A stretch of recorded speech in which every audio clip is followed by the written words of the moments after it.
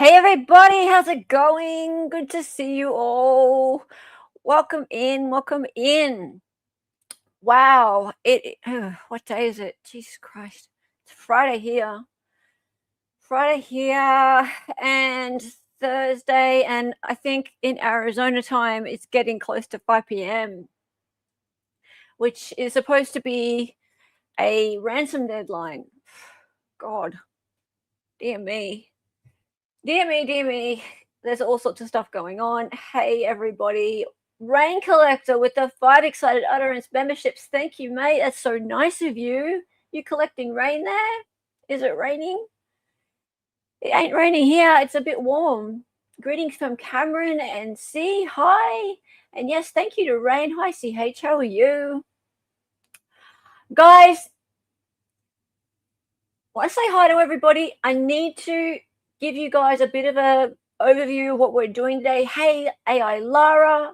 Hey, Blue Jay. Hello, Googie. Hello, Dali. Looking forward to your live stream today. Thank you so much. Guys, this is not going to be an update on all the latest news to do with the Nancy Guthrie case. I think everybody has probably given you guys all of the latest. I mean, assuming that nothing new happens in the next hour or two. If something new happens, we'll cross to that. But here's the deal. There was a press conference today. I'm sure you all saw it and have seen it rehashed over and over and over again already. Right? You can see the press conference yourselves. There have been the talking points from it have been talked through over and over and over again. And this ain't a true crime channel, by the way. Just to be super clear, this is like a commentary channel. So if you have a look at the little about notice on this channel, it says actually 100% unqualified law commentary from an Aussie. So we do like some law commentary, but I don't even say that it is qualified law commentary because I'm a fake lawyer. So sometimes we cover legal cases, but we don't do it like true crimers. Like we don't like sleuth. And so if you come here thinking that we're going to like dig through all the details of the Nancy Guthrie case and try and work out, who stole the Ring camera and where the blood came from and all that kind of thing, and that ain't what we do. But we do comment on what's happening out there in the true crime space, in the law tube space, in the world. We comment on what people are saying. So it's a commentary channel. Now, that being the case, we call people shit out. And we've been doing that for the last few months, mainly on Lauren, because Lauren pissed us off a long time ago. Actually, the first time she pissed us off was big time. She really, really pissed us off when she was covering the Richard Allen case. And I tend to, on this channel, over the years, I've gravitated towards commenting on when I see injustices. So I comment when I find myself annoyed about something that's happening that people aren't noticing. So when I see that somebody or a group of people are being disadvantaged, or when, say, for example, the government is having one over on a person or a group of people, and everyone's just letting it slide. So that's kind of why I started the channel, because I noticed that there were, I'm going to mute Dali down there, he's messing about. I noticed that there were some wrongful convictions. One of them was Zachariah Anderson. And later on, I noticed that Richard Allen was being railroaded by the government. And I noticed that there were some channels out there, like Hidden True Crime, who were very happy to profit from that. Just recently, a lot of you guys have come along and noticed what's happening over on this channel, because Christina contacted myself, having followed the channel when we were covering Richard Allen's case.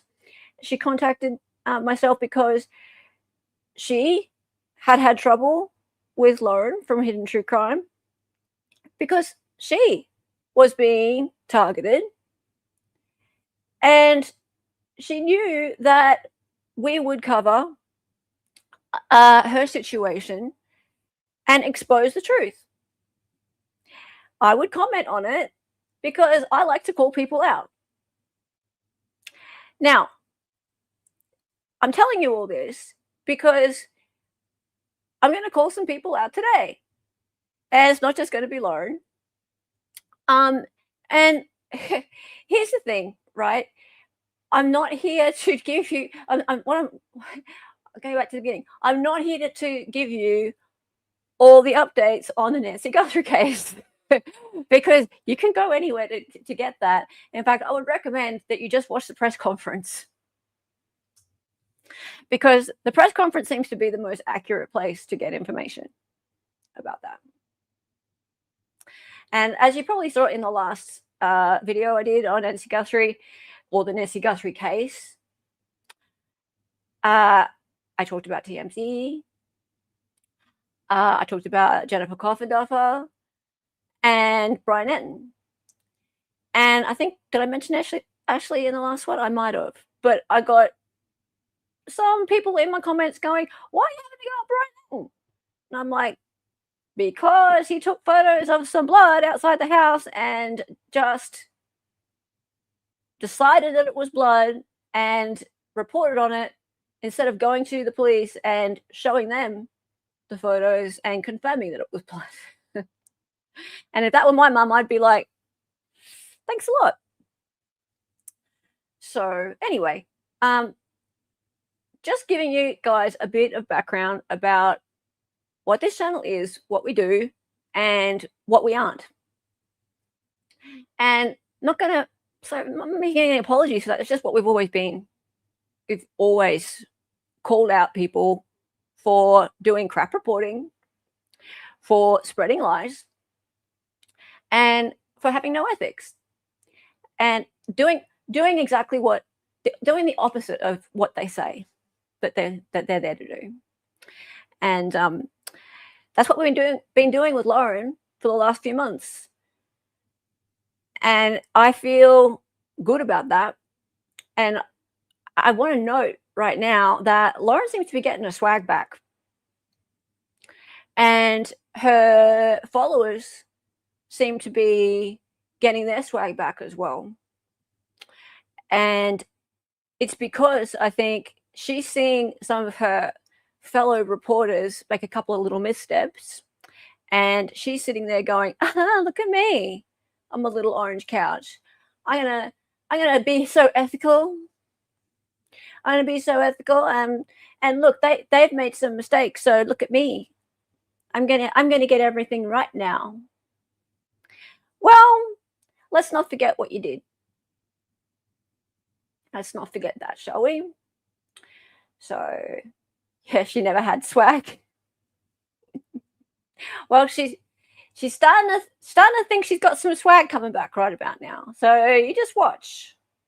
Well, don't watch her, but just keep an eye out, because the gems are starting to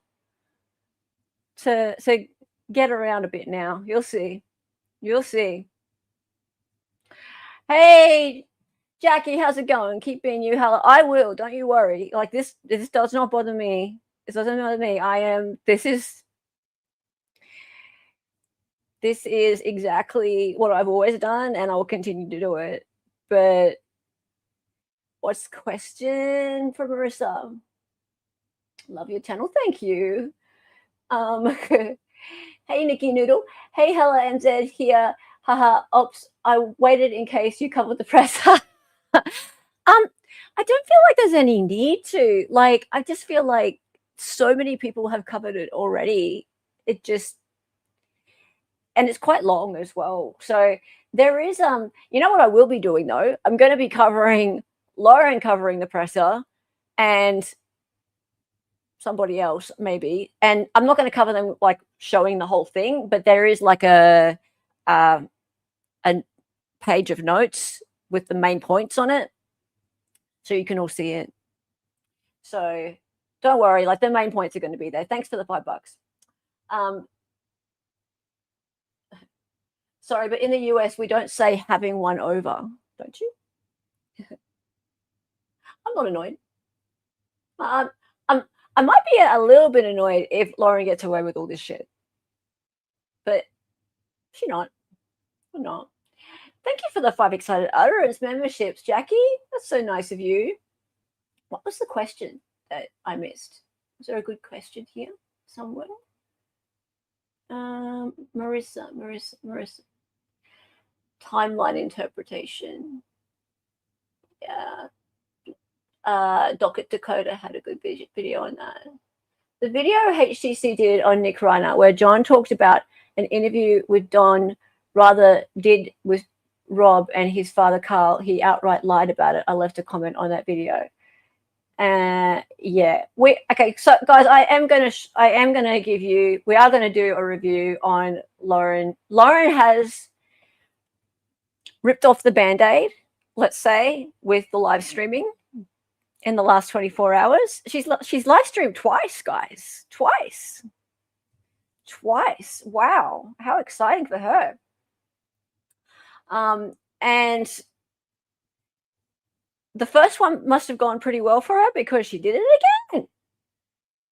And yeah, Grayson's out there pinning chats, and it's all just going so well. It's going so well. So it wasn't a crime scene anymore when B was there. They already took blood samples to test. Yeah, but then they didn't confirm that there was even blood out there. I thought it was really poor taste to put those photos of like blood spatter out on the news when an old lady is missing, and not even to go to the police, go, hey, we've got these photos. Is this okay to post? Like, is this blood from the crime scene? Because then the police then went, oh, we didn't confirm that there was blood there. Like, they denied it. So I thought it was poor taste. That's my opinion. Yeah, I didn't like it. And yeah, maybe it was wrong of them to leave the crime scene open like that, but still, just didn't like it.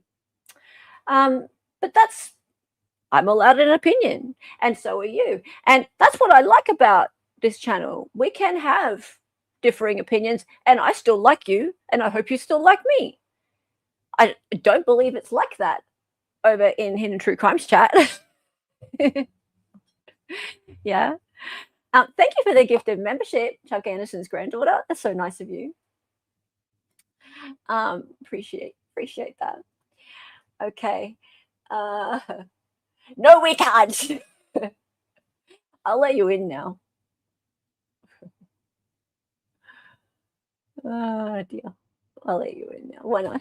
Hey, how's it going? Hi. I'm okay. A bit sad. Oh, sorry, I forgot. You're mourning something. What happened?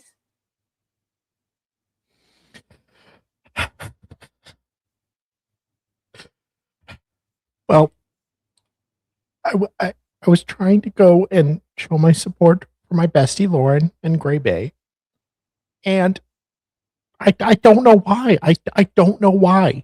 And maybe it was I want to believe it was a misunderstanding. But apparently, I've been blocked. Oh no! See, unable to send message. Oh, that means I am persona non grata in their chat. You are persona non grata. I was just trying to tell Gray Bay hi. Oh, I didn't even. You just wanted to say hi. Look, you even wanted to pay to say hi. Know. They're not accepting your super chats, right? This is wrong. I can't even give her $2.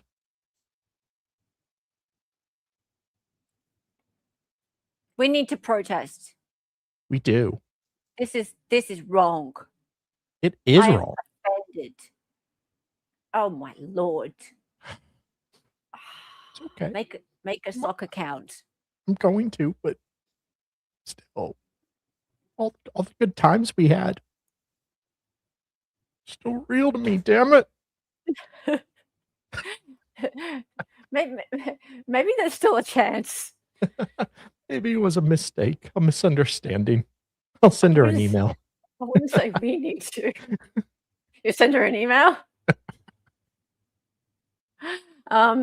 See, last time someone sent an email to these people after like they cut off communication, you know what happened?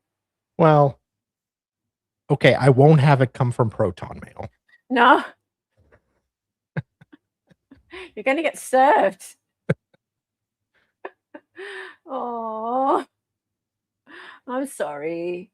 Sorry, guys. Send that email off the record. Change your name to Succulent Chinese View.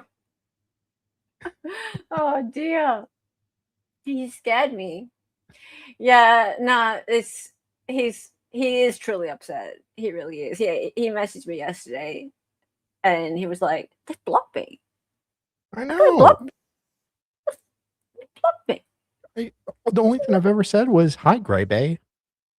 Yeah, he did. Yeah, actually, that's all he ever said. Yeah.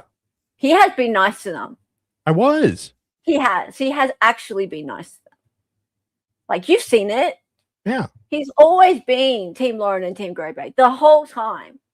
He really has. Creepy man. Well, I wanted to kind of not get blocked because I wanted to kind of save it for something good. I was kind of waiting. And no, they Felicia. We need to send Felicia in. Yeah. Felicia, you need to send in a lot of emails, Felicia.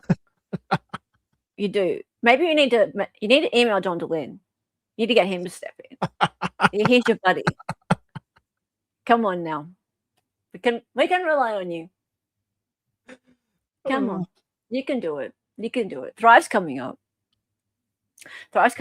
And you know, Lauren's going to be at Thrive, apparently.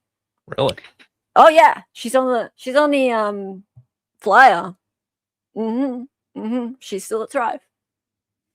Oh yeah, it's happening. Charlie, were you pulling a Johnson and looking from a tree? Were you up a tree? Oh really? Was Liz in your chat yesterday? Oh yeah, she was. Oh Liz, Liz. Yeah. Thank you. Googie, are you going to Thrive? I was I'm hoping that Googie might go to Thrive. And you know, just see what happens. Just see. Yes. At least we know how to use a block button. That's right. Yeah, I've had a few gems getting into my comments and you know, trying to push my buttons. Because the gems are getting a little bit feisty, guys. The gems are getting feisty. Girls. Because, yeah, you go, girls. Because Lauren's out there now. She's live streaming. She's back. She's getting back on the horse. She is getting back on the horse, people. So get ready. Get ready. It's on. Okay, so let's talk about this. What's going on? Yes, they are right. ATS News. Yeah, get ready, guys. It's happening. You've seen it too. I had a hidden gem do my free quiz and then email me. Whoa, did you? How did you know they were a hidden gem? Did they say it? Did they say it? They said, I am just a gem. No cease and desist yet. You wait. Okay, we got a lot to go through today. Let's get into it. All right, so the mysterious case of Nancy Guthrie continues. So there is actually a missing lady, would you believe? Like there is a missing lady. Oh, really? And is that what happened? Yeah, there is one. Oh. There is one.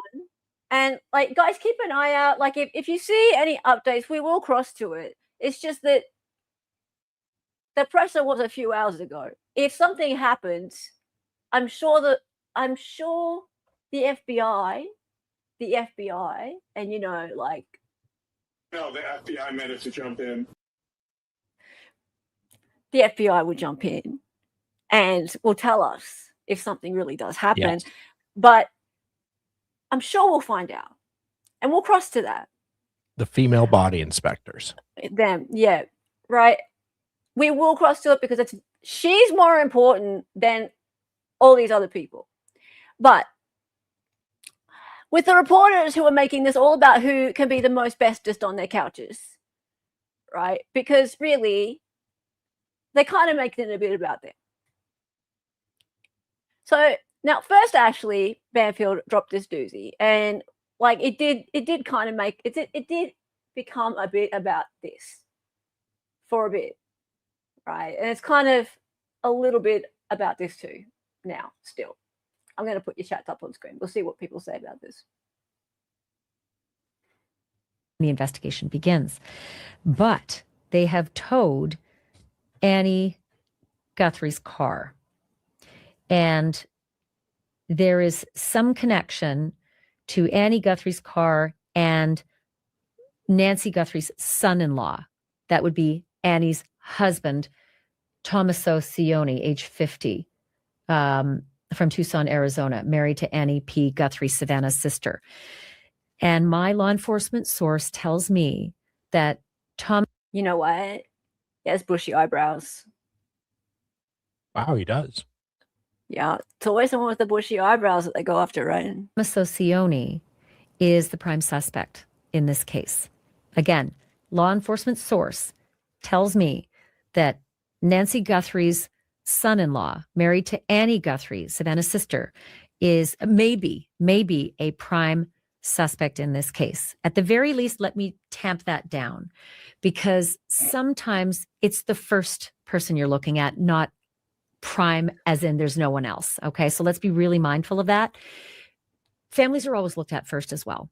It doesn't mean right away. Listen, Ed Smart was targeted for weeks as, without question, somebody they needed to look at. Possible suspect, right? Heartbreaking for Ed and Lois Smart, because it wasn't them who took Elizabeth, right? But that's what happens. When anything happens like this, familial abductions, the family's looked at first. And this video has 2 million views. So she's saying that police are looking at him while also saying they always look at him and it means nothing. She said prime suspect. Then she said, let me tamper that down. Let me go back. Person you're looking at, not law. And my law enforcement source tells me that Tommaso Cioni is the prime suspect in this case. Again, law enforcement source tells me that Nancy Guthrie's son-in-law, married to Annie Guthrie, Savannah's sister, is maybe a prime suspect in this case. At the very least, let me tamp that down, because sometimes it's the first person you're looking at, not prime as in there's no one else. Okay. Well, she said prime, and but I mean, guys, like, look at the thumbnail.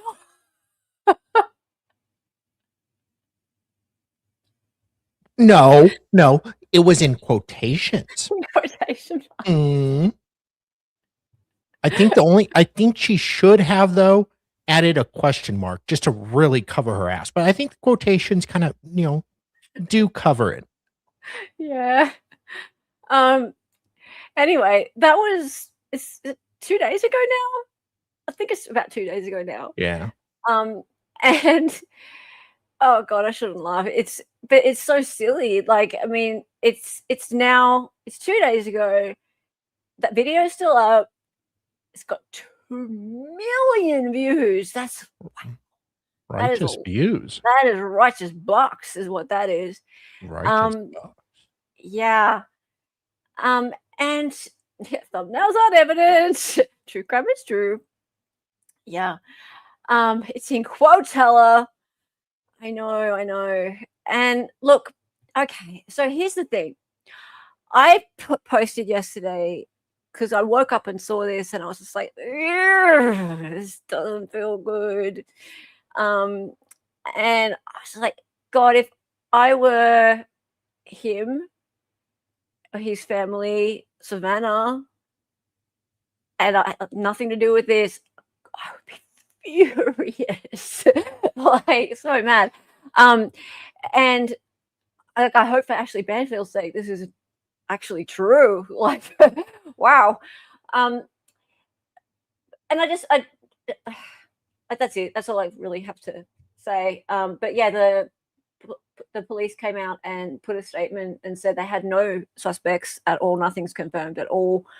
But like, I mean, I got people coming along going, Ashleigh's always right, and Ashleigh's always such a great source of information, and she would have always checked her facts and etc.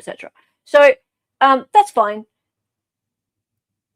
Maybe he is still going to be the main suspect. Maybe he's going to be arrested. I don't know. Could happen. Anything could happen. We'll see. But I still, I stand by it. I just didn't like the reporting. I just thought it was a bit quick and sensational.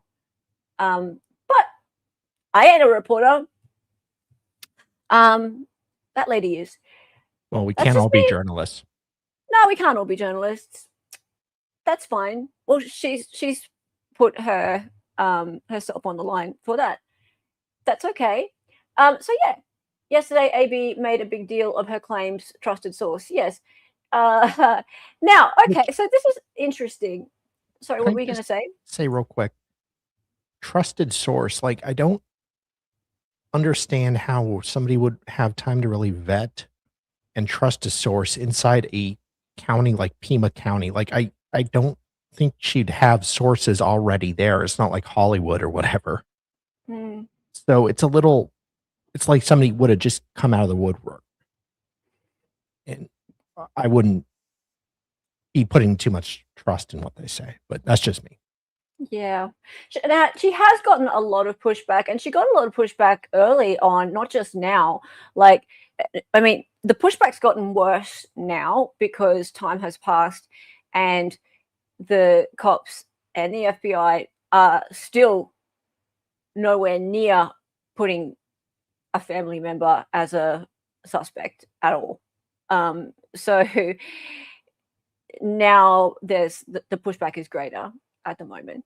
But yeah, even 24 hours ago, pushback was pretty strong. They implied there were no suspects, period. They said there were no suspects, period. There was a release that said there were no suspects. Were the police that chatty with Ashleigh, or is she pulling on? Oh, she had an interview with the sheriff. Like, there was before she did this video, there was a video where she was interviewing the sheriff, the dude that looks like Henry Winkler. But I don't think she's trying to imply that that's her source. If it is her source, then that's a pretty good source. But I mean, what the hell's going on if that's the source? Yes. Thank you, Dolly Graybay. Dolly Graybay. Were the police that chatty with Ashleigh? Yeah. I wish Ashleigh wouldn't have said anything very unprofessional. Well, yeah. I mean, so okay, guys. So now we're at a point where we have someone like Ashleigh Banfield, who many say is very respected. Like, I'm an Aussie. I'm just taking your word for it. Over here, I'm like, some say she's very respected, some don't. I will take what you guys say. So there's that.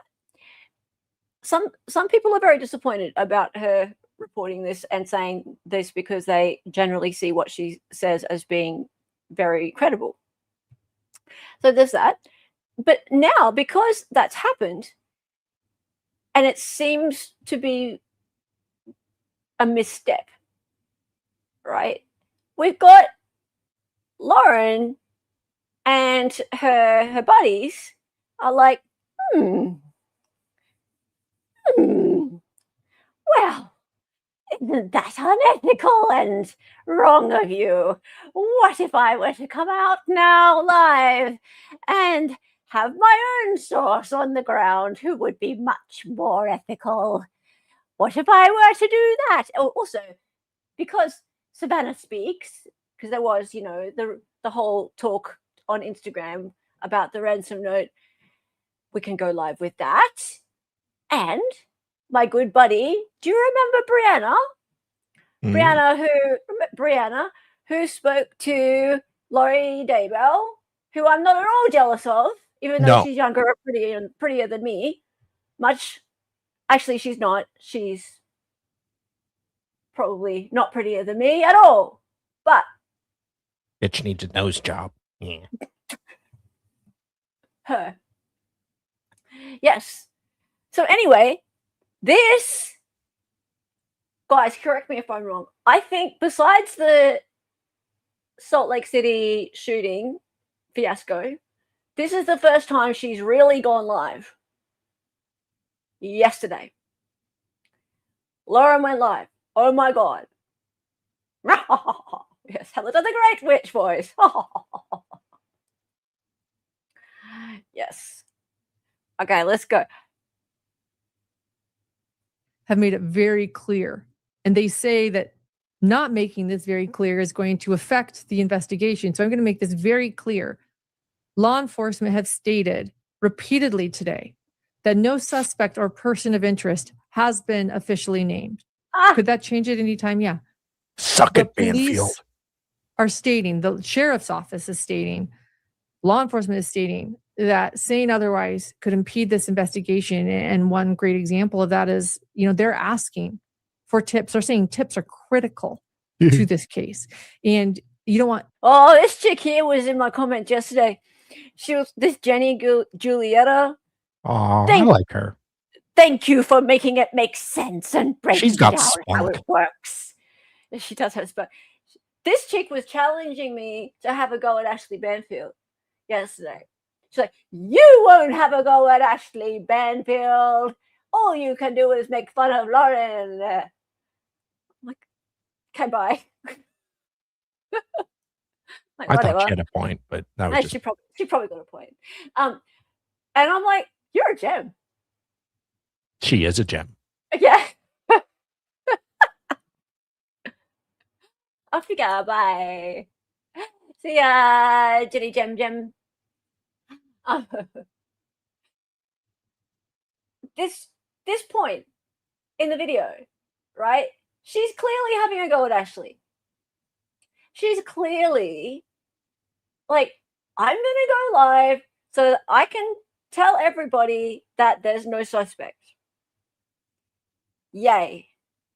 Ashleigh screwed up. Here I am. Yay. Here I am. I'm finally live. I've got something to say, and that is Ashleigh screwed up. Right? Yes. Nate appeared on Banfield about this case. Really? There you go. I'm going to say that at home now. Suck it, Banfield. Right? Exactly. Like, who's jealous of who? Like, what's going on? This is turning into a big, like, who's got a bigger bloody nose job than the next one? Yeah, who's got more collagen in their lips? Like, what the fuck's going on here? And also, by the way, only Brianna and this Brianna chick are actually there. Like, they've actually gotten off their asses and gone there. Like, the rest of them couldn't be bothered. Around. Oh, you couldn't be bothered. You even live in Arizona. I know. I thought about it, but then I was like, it's 2 hours. Anyone away. thinking that this is solved or that they have a lead and the someone doesn't share a tip that they have, right? Yeah. So I also want to point out too that returning with canines and forensic tools today to Nancy Guthrie's home, it's definitely indicating that investigators are looking for something specific. I'm speculating there, but it seems like a new investigative lead. But they did send an ex post that said this was simply a follow-up. They are just conducting a follow-up. A follow-up to what? We don't know. Sources have told ABC that the FBI has reportedly sent additional experts to aid in the investigation. Well, that's a good screenshot there. Cash is on the case. Cash is on the case. Hang on, I need to grab this. I need to grab this. Oh, that's the look she gives John in bed at night. Yeah.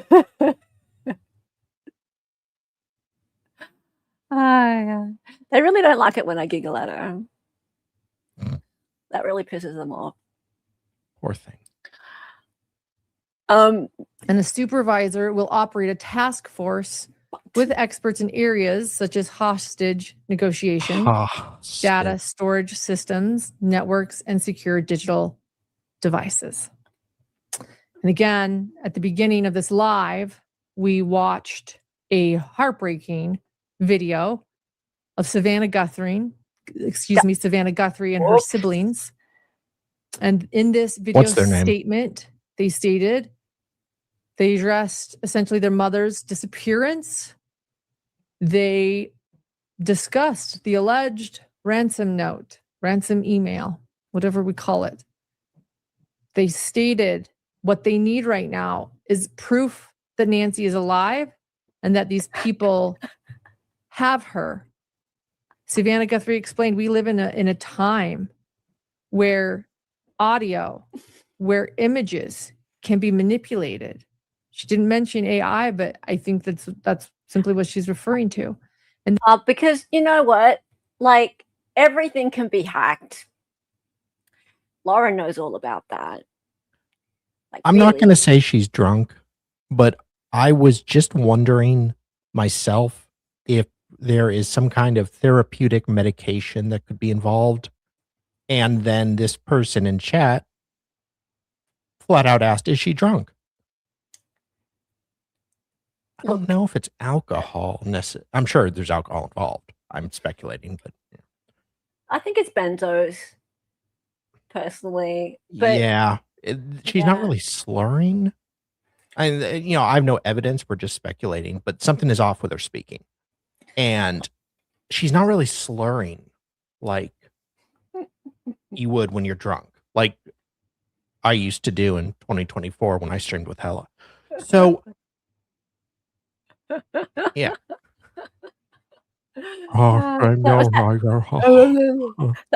That's how you used to put up with me back then. Hey, Karen Erickson, how are you, mate? I know it's been really, really rough in 2025 streaming with you. God, not only did I have to go through alcohol addiction withdrawal, and I had to go through streaming with your ass. You had to work out how to put up with me. Hey, Karen, she and John are sharing fashion coordinator. That's got them both zip buttoning their sweatshirts to their bottom lip. What? Yes, I've noticed this. What is this? Why are they buttoning all the way up to here? They're both doing this. Are they hiding like some surgery or some shit?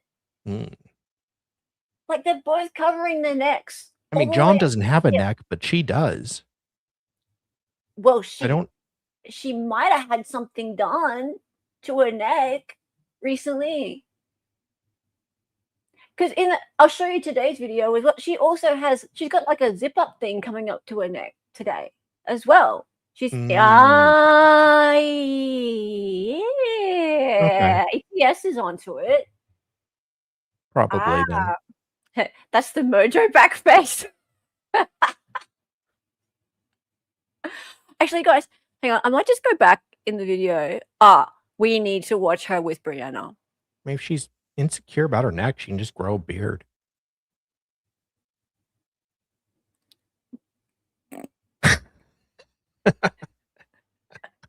Oh, that took a long time. Okay. That's kind of worth it in the end. It was. Home, they're stating that That's what they need. Let's take a listen to Brianna Whitney, and then I want to talk about everything else that we've learned is happening tonight. A lot of action, actually. So stick with me. Let's listen to Brianna really quickly here. With true crime Arizona reporter Brianna Whitney. What's going on? Whoa. Boots on the ground reporter in Tucson. You're in Phoenix now. What happened with her voice?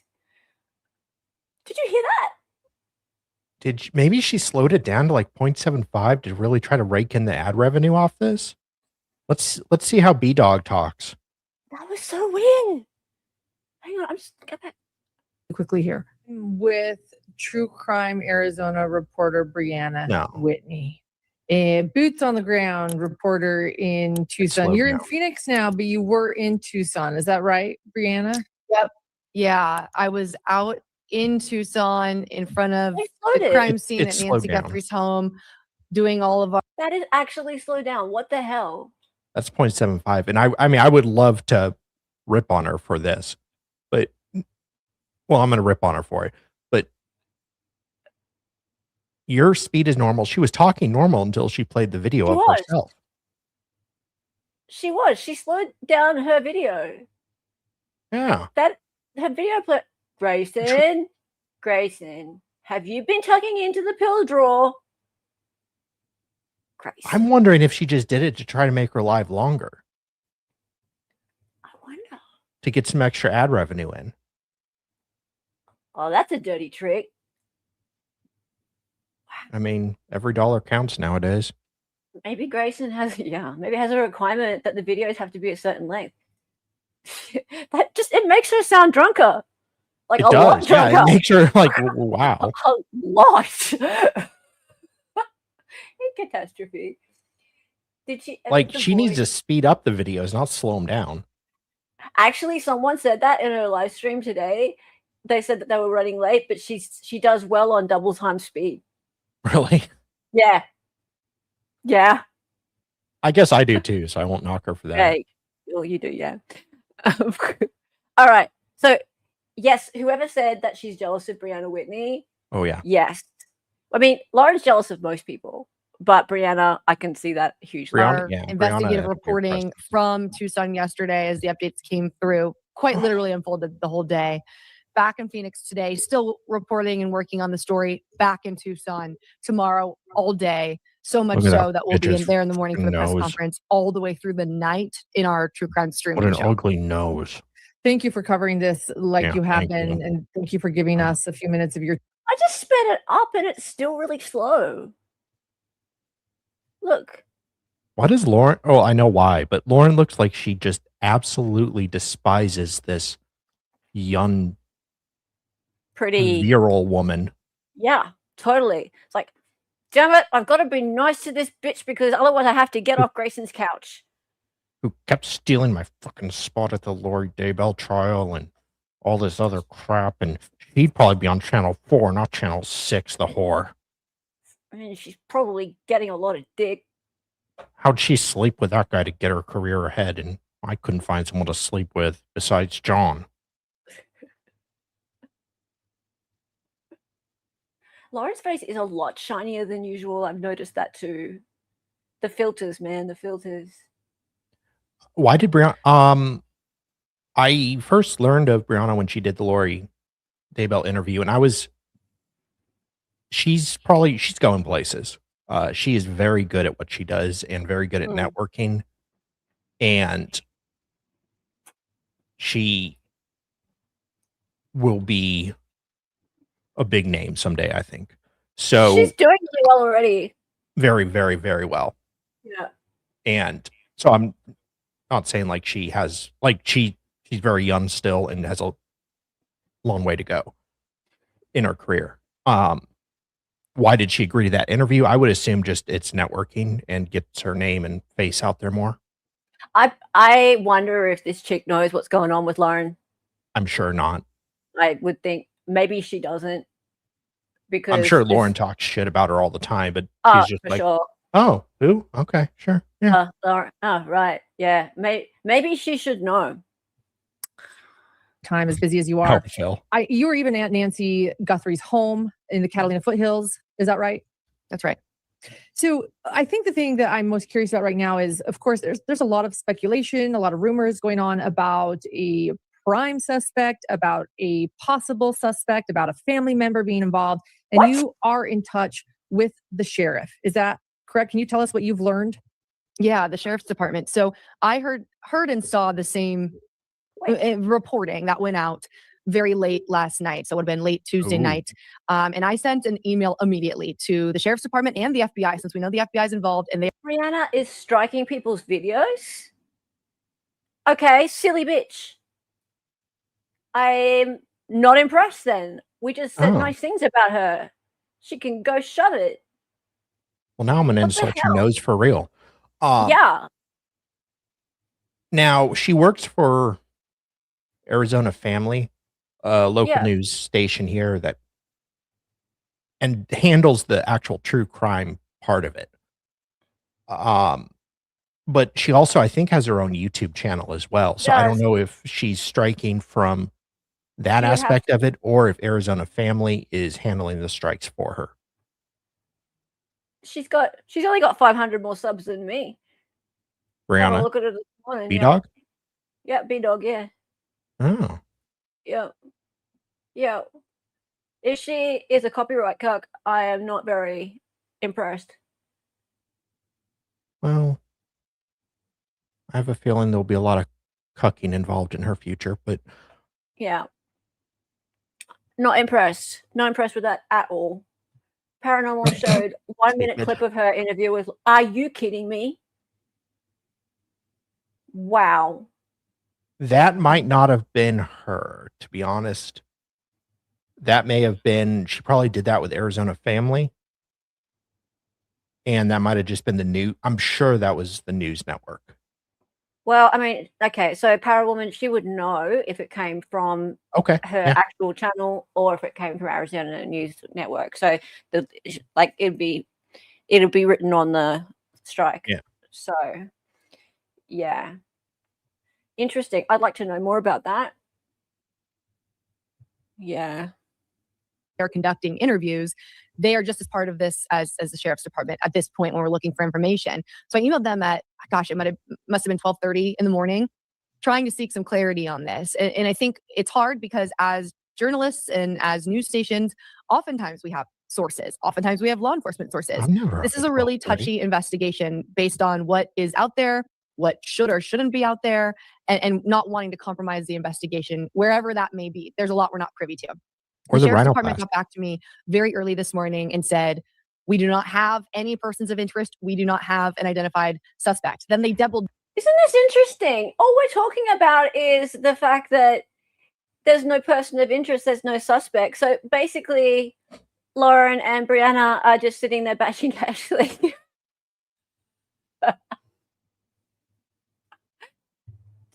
Is she a little bit jealous of Ashleigh too? I mean, Oh, you yeah. could have just said it once and moved on. Oh, I have no doubt she is. I'd be jealous if I was her. You could have said it once. Yeah. Right? Like, people are asking about it. Cool. Right. There's no person of interest. The son-in-law's not a person of interest, not a suspect. Okay, move on. Done. But they're making a bit of a big thing about it. Down in their communication with me about it again, just bolstering that even 2 hours later. And then they went to social media. I'm assuming they've been getting bombarded with messages about this morning saying, look, not only do we not have an identified person of interest, an identified suspect, a prime suspect at that, but these kinds of unsubstantiated reports are really detrimental to the investigation, and at this point would be irresponsible to put out there. So that's the latest that we have, at least irresponsible now. Now we're getting into the irresponsible stuff. Now we're getting into the name calling between journalists. Right. Okay. Because let's just be clear here. We got these ladies. These ladies are competitors. Yeah, they're not just like schoolyard kind of, oh, she said this, she said that. They want each other's views. They want each other's story. They want each other's audiences, right? And for one to call the other one irresponsible, that's not nothing. Like that's actually a big thing. Like she sounds like sounds like Lauren. Yeah. So Laura looks like she's nodding off. Lauren's getting this Brianna chick on to basically say that Ashleigh is being irresponsible because no one else broke that story about the person of interest, son-in-law being the person of interest. Only Ashleigh. Other people repeated it, but it was Ashleigh. So yeah, you don't have to do this. You could just let it go. You could just say it's not true, but you're calling her out to a big audience. You don't have to, but you are. So yeah, they want other journalists to verify they don't agree with the journalist who may have more information. Yeah. She's just jealous. It wasn't her to break the story. She could care less about ethics. And that's kind of where I'm going with this, right? Do you think she cares? Do you think she actually cares? Do you think this is about, but it's so unethical and it's so wrong and it's so mean to the families in Savannah? Like, it's just like, it's so, I'm so upset about it. Do you think that's it? Or do you think it's like, oh, fuck you, Ashleigh. And I'm over here on my high horse, my orange couch, and I've got Brianna, and I are so much better than you because we're not reporting any false facts. Over here. Think it's that? I think it's that. Confirmed by law enforcement officials. They are aware of what kind of reporting is out there. They are aware that it's about, suspicion of a family member. But at this point, there is no concrete evidence to suggest that is true. Okay, and let's be clear. A person of interest happens before a suspect, and so if there's no person of interest, there's definitely not a prime suspect. Absolutely. What about this car being impounded? Let's say that's Savannah Guthrie's sister's partner. What are we learning about his car? Because that's also being shared prominently online, whether it's been impounded, it's not been impounded, whether it's been seized. Yeah, and I've seen the same reports, same thing. So when I emailed the sheriff's department last night, I wasn't just asking about if they had a suspect. I also was asking a slew of different questions about what they have seized, what they've potentially towed or not towed, what evidence they have. And the same email that I got back was there was no concrete confirmation of that one way or another either. I know that that's being circulated too. We are actively asking those questions. So don't forget to say so. Hang on. How does she say it? Does she go, so, Savannah, so, Brianna and I, we think that Ashleigh got it wrong. Yeah, don't forget to say so. Oh, look at her. She's like, check us out. But without that confirmation, that's not something that we're moving forward with at this time. Of course, we're hoping to learn more. And I think part of this problem with this kind of information being spread so quickly, there's so much interest in this, for obvious reasons, understandable reasons, and so much concern that people want information immediately. And there hasn't been a lot. I mean, we haven't seen any surveillance footage. That's been a huge issue. The sheriff's department has remained pretty tight-lipped about this. It took leaking of an alleged ransom note for the sheriff's department to then address that situation in and of itself. So I think people are desperate for any little piece of information and are latching on to what they can. And I get that. The sheriff is not making. You think people are desperate for every little bit of information? Oh, that's not you, is it, Brianna? All right, no, it's not you. It's not Lauren. It's not any of you guys, is it? Right? No, it's not. It's not any of you guys. None of you guys are hanging about Brianna, you're not hanging about at the house or anything like that, are you? No. And Lauren, you're not hanging about on the couch like trying to get anybody who possibly will talk to you to talk with you and like trying to get Brianna to answer your calls. No. Any little fishy little bit of information you can get. No, that's not you. No. So like you can't just wait for the damn press conference to happen. No one can just wait for the damn press conference to happen. Everyone has to just come out with something, anything in between times. It's bullshit is what it is. Yeah, Ruthann, why don't they wait for the police presser? It irritates me. They could totally blow up the investigation. Apparently LM hasn't learned anything. Oh, but LM, Lauren, would like you all to think that she is the responsible one who is spreading nothing at all that's false. It's Ashleigh and maybe Brian. All those guys, they're the ones spreading the false stuff. And she's correcting the record. That's also messy. And not as messy.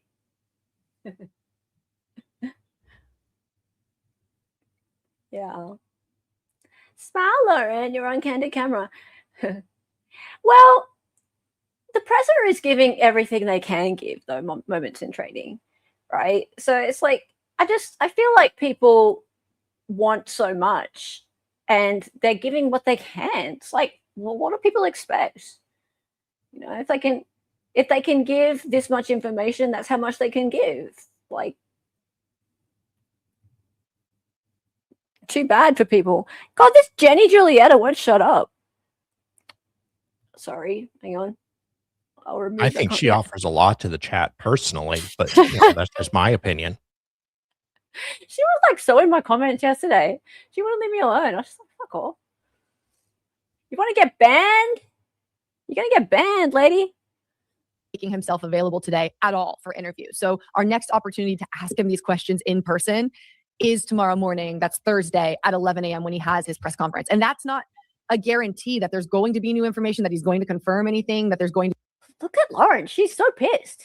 She's double pissed. Like, holy crap, girl. It's like, I hate this bitch.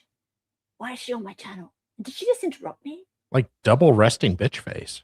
Double. I hate her. I hate her. Be any breaking news. It's just a scheduled press conference for him to address the media. So I think as far as more information goes, unless it's breaking news today, you know, Nancy has been found or anything like that. If it's something like that, the sheriff will come out and talk to us again and hold another press conference. If it's not that, it doesn't seem like we'll get in front of him face to face, anybody, until tomorrow morning. Okay, that is really helpful. And have you tried to get in front of them? Car being seized. They did not confirm it, but they did not deny it. So they're not right. There was no, they didn't address that at all. They basically just said, we have evidence. We're working on evidence. We've sent things to the DNA lab. Kind of the same thing that they reiterated before. So no confirmation, no denial, but definitely not providing any sort of yes or no to me. But the clarity that we did receive, the absolute confirmation is no suspect, no prime suspect, no suspect, no person of interest even at this time. That is confirmed. She's not leaving it alone. Bitch, give me something. No. She's not leaving alone. There is no suspect. There is no prime suspect. There is no stuff. She just keeps hammering on about the mistake that Ashleigh made. It's like, can we title this Ashleigh fucked up?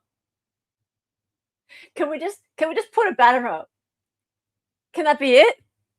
Can we wear t-shirts? Okay, so Lauren did an interview with B-Dog here and then decided the pre-record was great. So she decided to go live watching herself. Yeah. And then taking notes. Yeah. Like she is watching the interview for the first time for some reason. She's actually coloring in like she did at Delphi. Yeah. So she's got the revenue from the video interview she did. And then she's going to get even more revenue by getting people to go and watch it. Watch herself bag out Ashleigh Banfield with Brianna without actually saying Ashleigh's name. Like, okay, I Yeah. I admire her grift. The grift Yeah. is strong in this one. Her grift is strong, but give her credit. She's live streaming again. Yes. This is her first live stream ever back, like Mm. except for the whole Salt Lake City shooting, which was a bit of a mess. I couldn't even be in chat to support her. And Dolly got banned. Still real to me.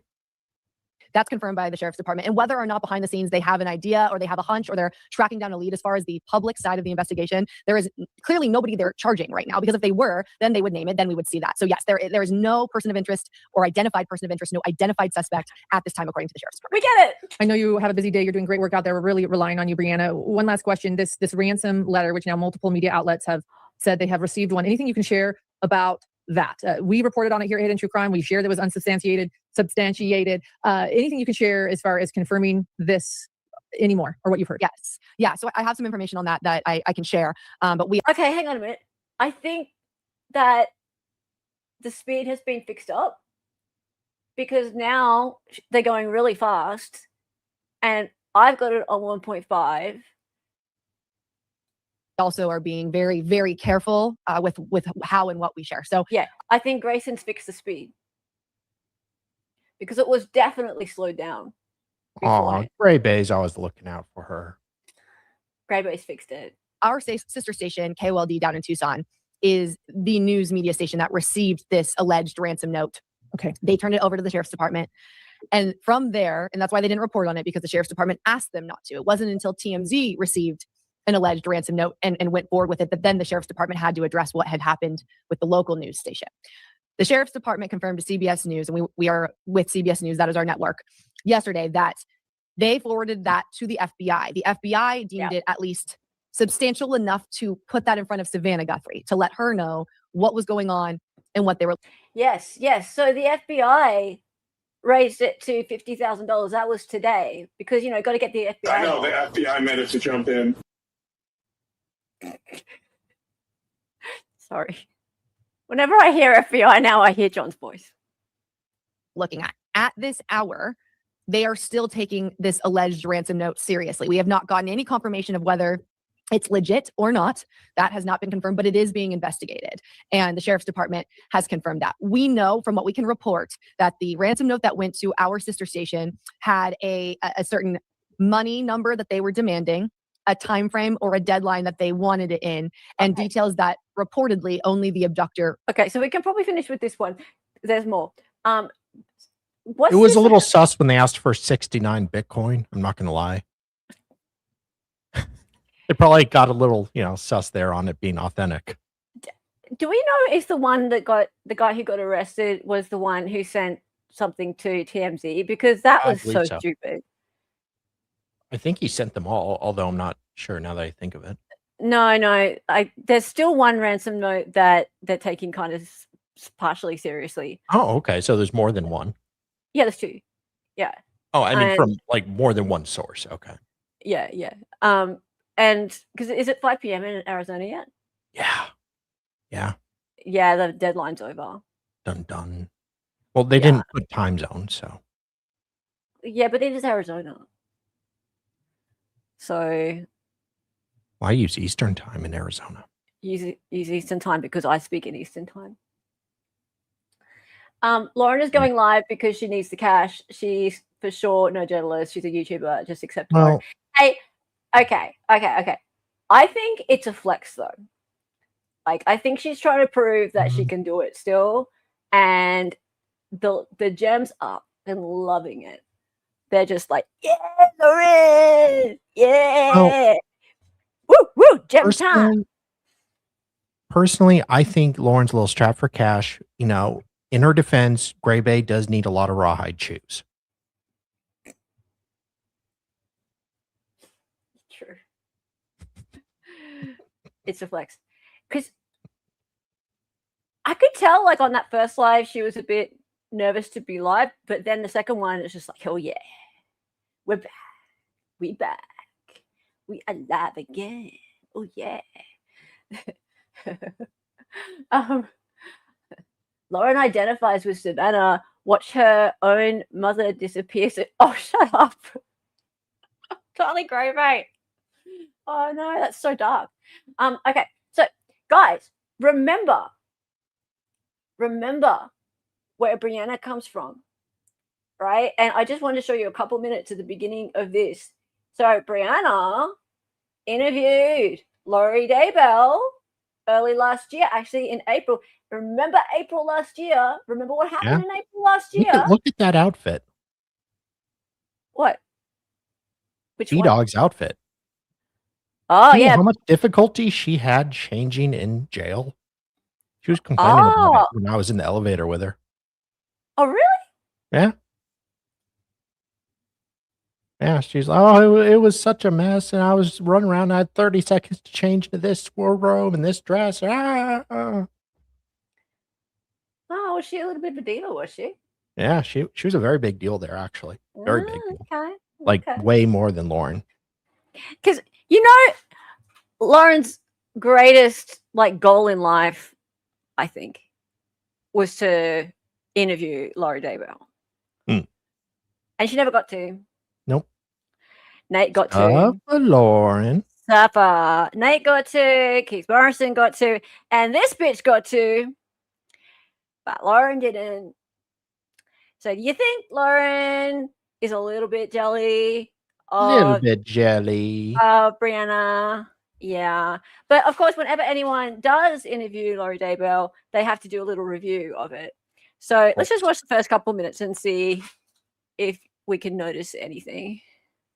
I am here with Dr. John Mathias, criminal psychologist, someone who has followed the Lori Vallow Daybell case for nearly 6 years. And nearly 6 years. There was a big interview dropped yesterday by Arizona Family, reporter Brianna, and it is with Lori Vallow Daybell after her guilty verdict. We have watched it. Bitch. You have now watched it. By the way, I called John this morning, who also is my husband. I called husband John this morning, and I said, "What? Who released this? What? Who released a statement? What? Ooh. Huh? What? What's going on? The brother who was accused of murder. I'm guessing. I'm on the case as a journalist. It's my responsibility to find this out. Sally's finding it. Don't worry. Sally's finding it. We'll run it. Said, so what did you think? And love your mug, by the way. I saw that. And he said, it's a big mug. I said, what did you think? And he said, I'll tell you later. Ooh. I have no idea what you think. And so here we are, real time. Can you read my mug? It could probably be worse, says your mug. Probably be worse. Well, after April last year, it got a lot worse. A lot. Yes, it sure did. Right. Well, so could I think Lori's interview have probably been worse, though. I think so. That's how I'm feeling this morning. But but I think this is a good place to start because my mug. I didn't grab this mug intentionally, by the way. I just grabbed one of our big mugs. We don't have a lot of big mugs like this, and I need a lot of morning pickup this morning. So that thing's as big as his freaking head. Number one, what the hell, John? I'm not sure it could be worse for Lori. So I'll start with that thought. But the second thing that's fascinating about this interview, and it's a quick interview. It's like 20 minutes or so. But it is action packed. So there's a lot in this interview to talk about. Okay, got it. And one of them is this issue of I'm having trouble getting sound. It could probably it's on X. It's only 20 seconds. It's on Instagram. Also, according to B-Dog Enton, the sheriff says he didn't know the Savannah Guthrie video was made until his wife showed him. So the FBI is big dogging him now. Who's in charge here? I am. Not anymore. You're not. You done? For now. Okay. So this is Savannah's brother. This is Cameron Guthrie. I'm speaking for the Guthrie family. Whoever is out there holding our mother, we want to hear from you. We haven't heard anything directly. We need you to reach out, and we need a way to communicate with you so we can move forward. But first, we have to know that you have our mom. We want to talk to you, and we are waiting for contact. This is Cameron Guthrie. I'm speaking for the Guthrie family. Whoever is out there holding our mother, we want to hear from you. Restarted. We haven't heard anything directly. We need you to reach out, and we need a way to communicate with you so we can move forward. But first, we have to know that you have our mom. We want to talk to you, and we are waiting for contact. It's playing again. Okay. I'm aware. Oh, well, I wasn't sure. Okay. Yeah, that is sad. Okay. Well, you know what that says to me? They're serious. The feds? No, the family. Like, the family's serious about it. Like, it's... The family is doing this at the behest of the FBI. What do you mean, at the behest? I mean, the FBI is, like, having them put out these videos. They write the script. They have the family read it. They try to humanize the family and the person missing. The family truly believes that somebody has her.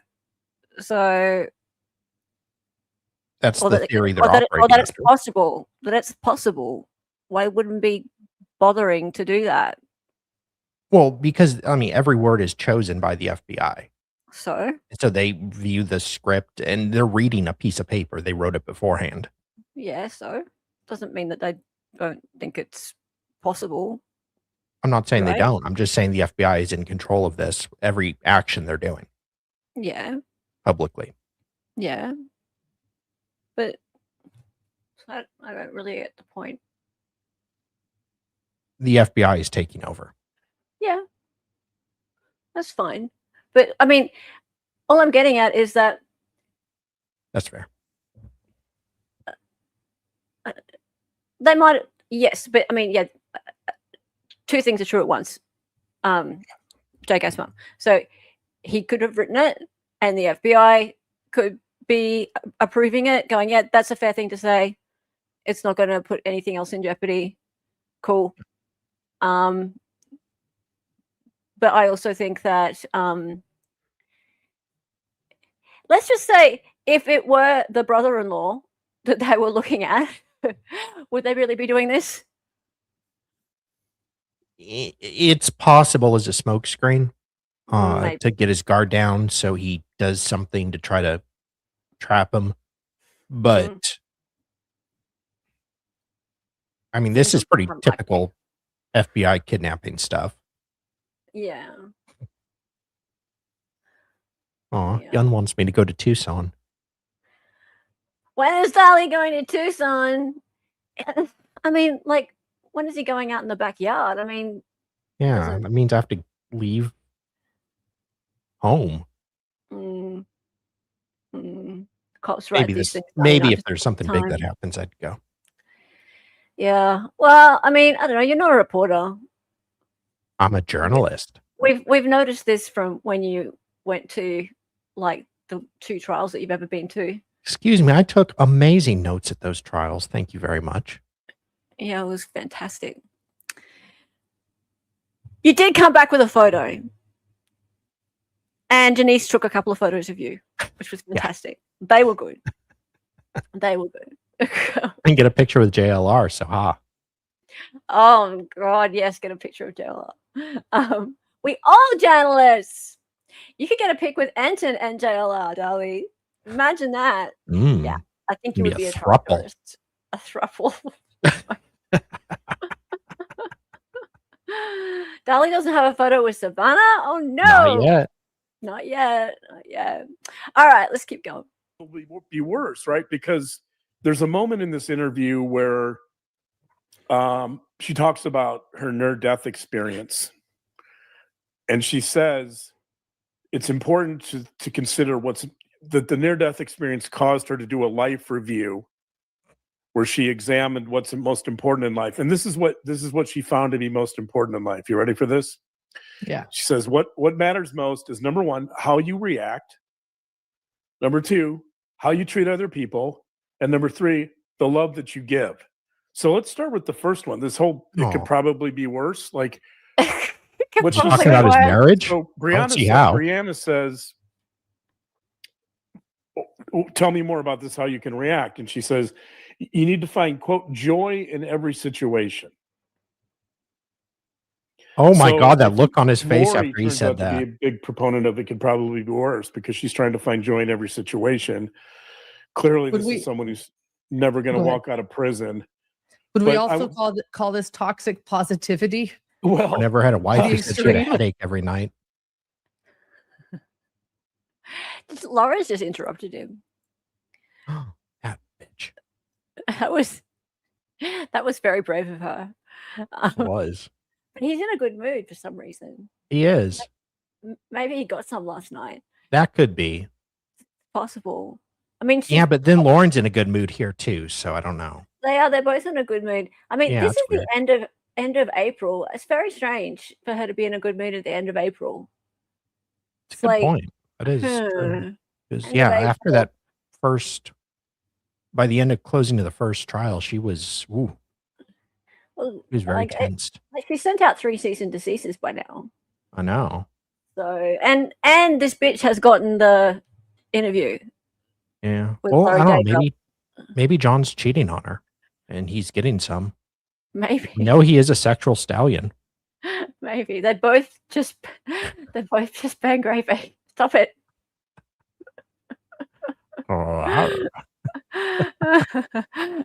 Lauren agreed to a handy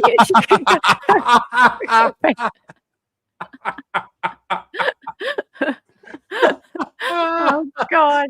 Maybe it was John's birthday and he got a handy. Oh dear. All right. So, okay, moving on. So, guys, this next thing. Oh, hang on. Should we do this next or should we? Just a minute. I think I missed a page. This is my favorite thing I want to show you today. This is my favorite thing. Trisha and Megan. Trisha chucked a mental. Trisha did not hold back last night. Is there a suspect or not? That's what Trisha titled her live stream. Or Trishy Wishy. She's so disappointed in Ashleigh. She's so disappointed. Yeah, that's a really weird font to use, sweetie. The chubby font just seems like the wrong choice for a kidnapping, right? Like there's crime scene, and chubby font. That's the kind of font you use for like a bikini car wash poster, not like a kidnapping video on YouTube, sweetie. Right? Good Lord. Yes. Well, you're not making a thumbnail for a 90s kids TV show, okay? Just chill out here. This is very strange. All right, I've been looking forward to this. I got to admit. Post after post after post, and they were fantastic posts. And we're going to get into all of that tonight.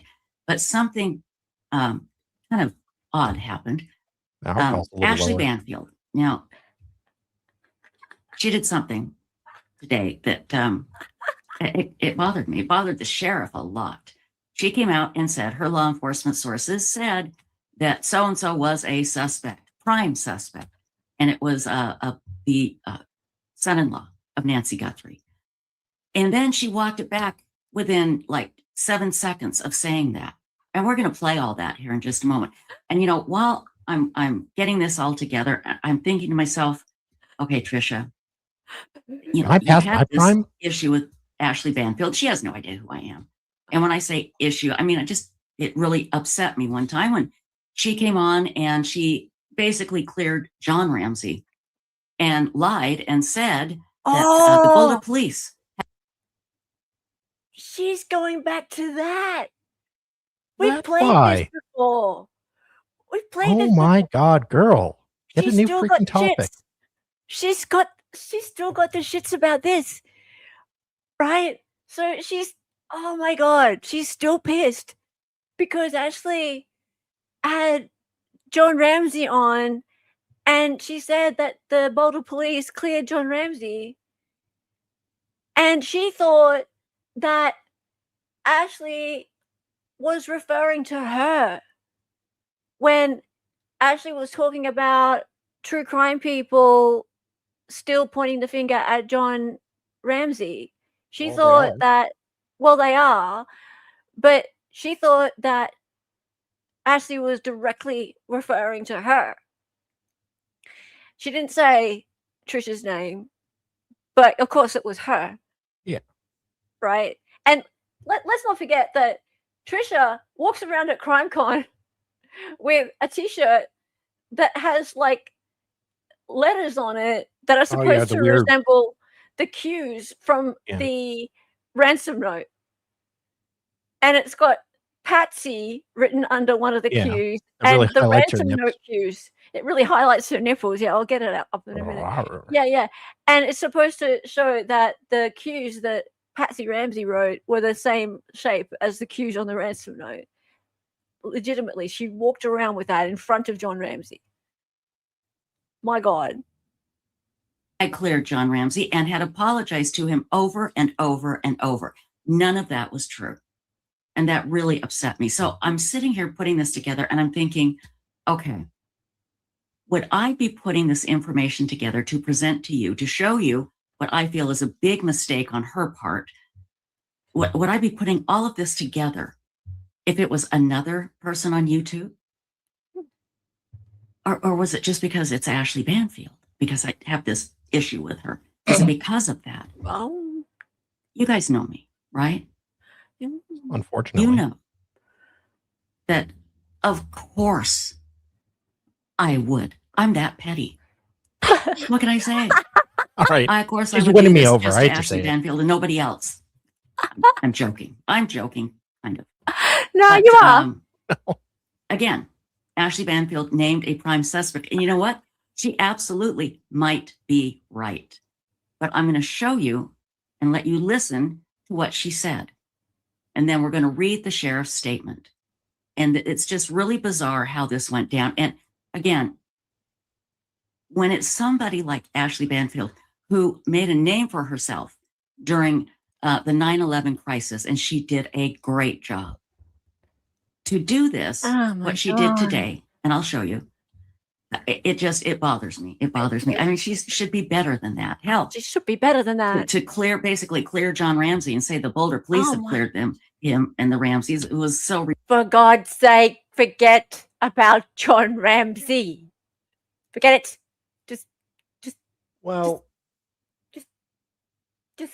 I think what happened, did John Ramsey turn down her advances at some point? Well, I think what happened is they went to CrimeCon a few years ago. They hooked up. He didn't call her back. It got really ugly. Yeah. It goes from there. I'm that petty. I need to clip that. I'm that petty. Junior. Hello, Junior. How's it going? Ridiculous. I can't even. Cheeks are starting to get red because my blood pressure is going up again. Anyway, we're going to be talking about all of the cases. John has that problem too tonight with Nancy Guthrie, and the siblings came out and made a statement, and it will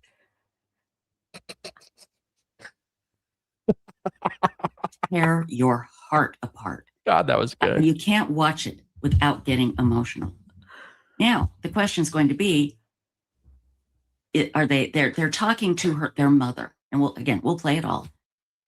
Are they doing this to try and draw the person out, or do they really believe that their mother is with this person? I don't know. I would assume the FBI helped them with this statement for reasons that we will get into as well. Okay. And I will put all the links. Well, I mean, if you're balding, then you don't have much choice. That I'm talking about, and we'll show all the video. It's all going to happen here on Web Sleuth's YouTube live as we get going. And everybody, just to let you know, Stacy's husband had open heart surgery on Monday. Was it Monday or yesterday? No, it was yesterday. Sorry, yesterday. And he's doing great. He's doing very well. He had, let's see, a double bypass and a valve replacement. And when he is up and around, he's going to feel like a new man. And Stacy's worried that he's going to leave her for a younger woman. What? And I said, well, honey, What? Excuse me, what? She's okay.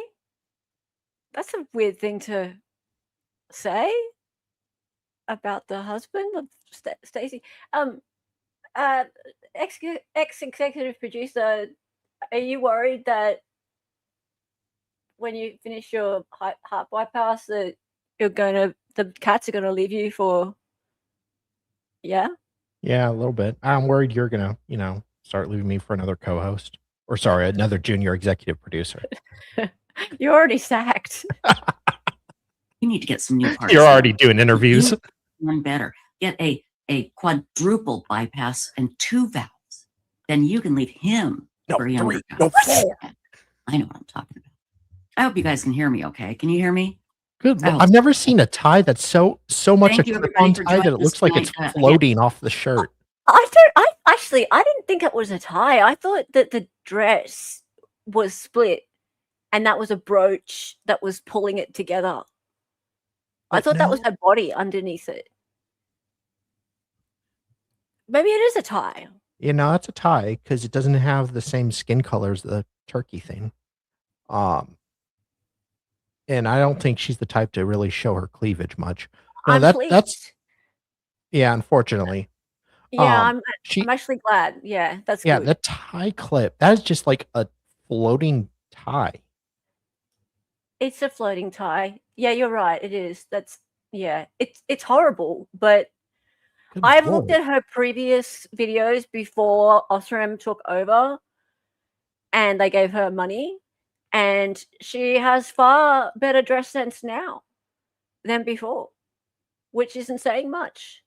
But before she would, you'd like her boobies would be. Yeah. Well, where did she get that tie?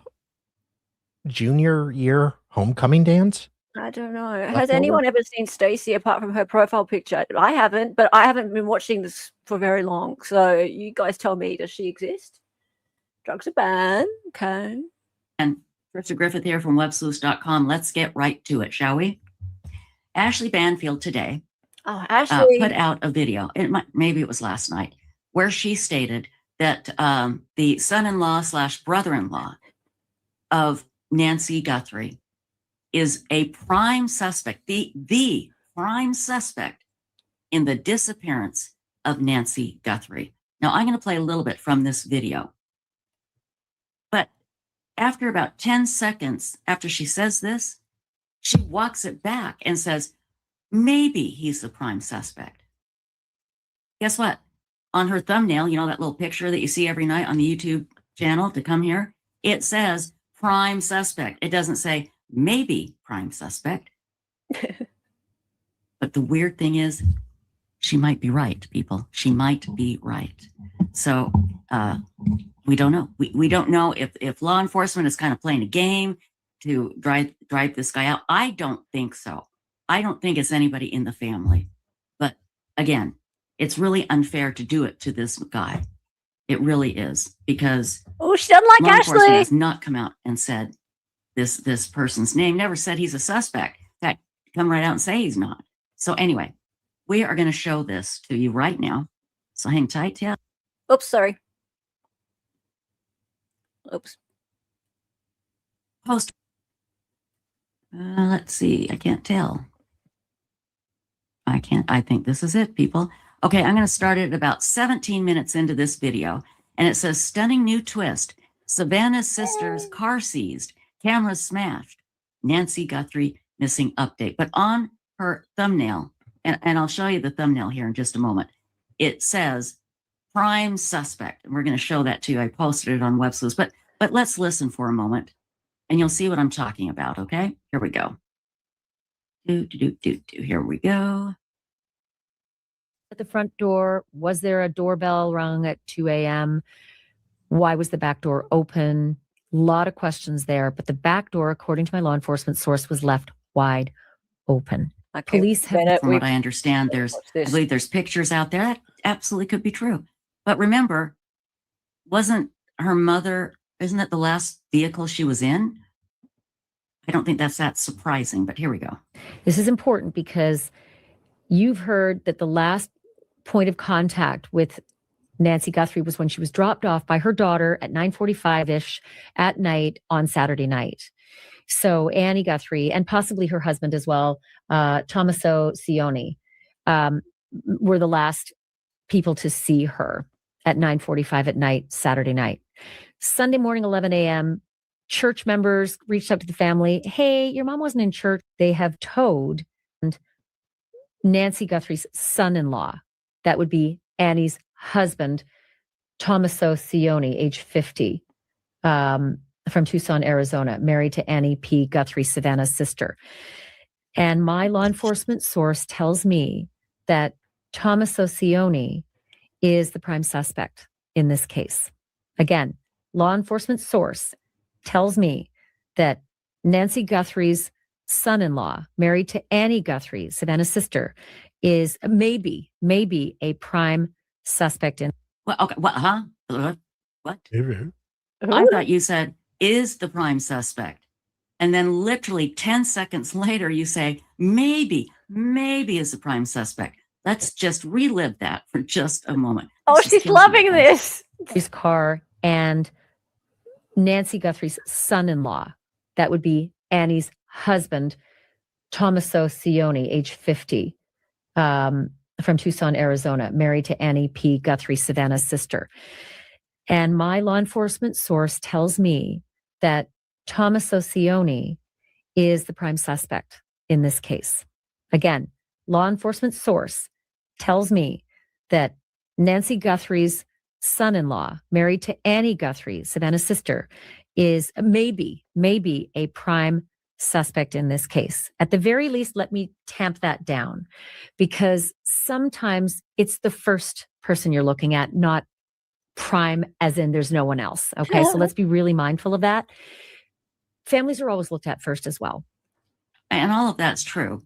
But I again, she's talking out of both sides of her mouth, because I want to show you a post that I made on websleuths.com. Let me go find it here. Oh, great. I thought I had it pulled up. Come on, tell me how. There it is. Good. Okay. So I'm going to share this. This is her. Oh, real quick. Ladybug Toast. Yes, we're going to play that from the family here in a little bit, and it will break your heart. It will break your heart. Okay. But here's what she had on her thumbnail. Let me share this for you.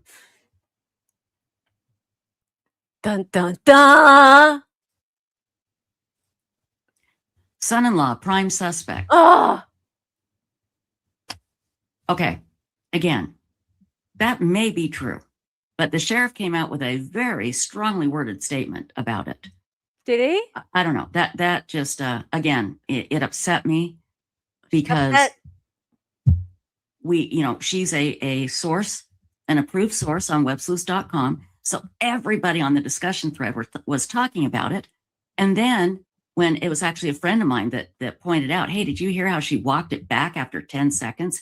And then the sheriff came out and said this. So we have spent all afternoon removing all of the posts talking about the son-in-law and naming his name and saying the sheriff said Wait. She had to remove all the posts saying that it was a son-in-law? So why were there posts about saying that it was a son-in-law then? I'm confused. So she's here saying that it was irresponsible of Ashleigh to report it, and she's here bagging out Ashleigh, but yet there's posts about it being the son-in-law on websleuths.com. So help me out, guys. Why were there posts on websleuths.com about it being the son-in-law? Why didn't she stop that straight up? But doesn't she own websleuths.com? Wasn't she on that right from the start?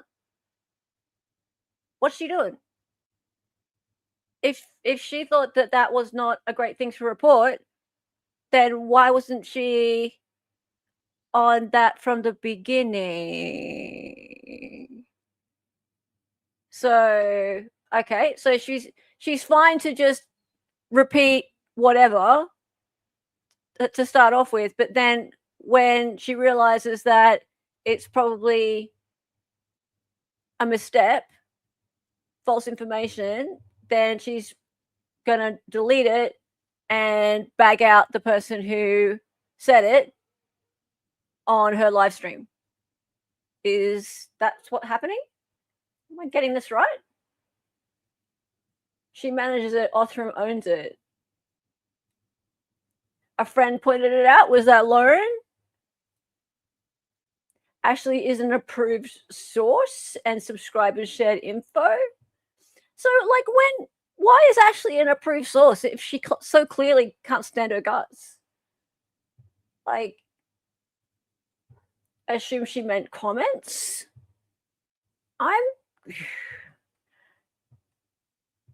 Yeah. See what I mean? Like she runs it. Like, Othram might own it, but she runs it clearly. I wonder if Othram will fire Trisha. I very much doubt it. Othram must have made her put Ashleigh as an approved source back in, and she erased her the first time she was big mad. I thought, yeah, because she got big mad over the whole John Ramsey thing. She made a big deal of the fact that Ashleigh said that John Ramsey was cleared. And I remember she said at the time that, oh, if Ashleigh Banfield reports something, then it's fact. It's fact. Right? Like, how you can say any reporter is just fact is news to me. That's a very weird thing to say. But sure, okay, so she's going to say that that's fact. But is that the case now that on this website that people are repeating stories that Ashleigh Banfield is reporting, and she's having to go along and delete them once they're being debunked? And she's pissed about it, and she's saying now on her live stream that she's having to delete them.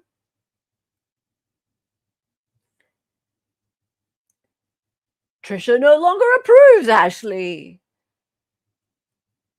Well, maybe she should have done something about that earlier.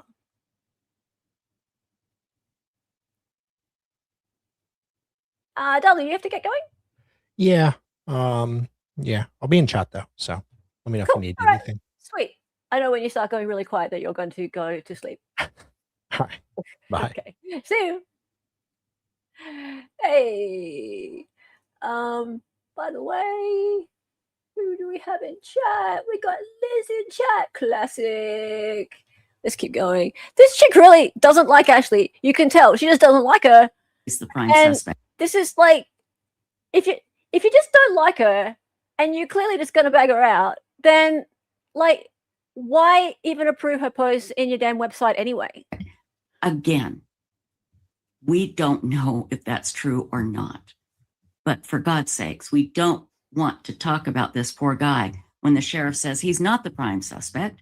And maybe there's a reason why they're doing it. We don't know. All right. So anyway, I just found that to be very, again, irresponsible people. Irresponsible. So is he or isn't he the prime suspect? That is really the question. I have no idea. You guys, we don't know any more than we did yesterday. Other than, according to Ashleigh Banfield, the back door was left wide open. Mate, but have you seen this shit? So Trisha and Lauren and Megan in a minute. Oh, and of course, Lauren's friend, Brianna. They're all like, let's all talk at length about how there is no suspect. There's no prime suspect. And this one here just how irresponsible Ashleigh is. Irresponsible. And like, let's just like not just say it once. Let's just go on and on and on and on and on about it. Just like, come on, guys. Like, cool. Jealous much? It looked like to me there was blood on the front door area. Like it was maybe a nosebleed or something. Maybe somebody was being carried because there's no, footprints or anything. It's not big puddles. It's little splashes. And that was at the front door. Maybe they went in the back door and left the back door wide open. No surprise that there's blood in the house. She had Ring cameras. All sources are saying the Ring cameras were smashed.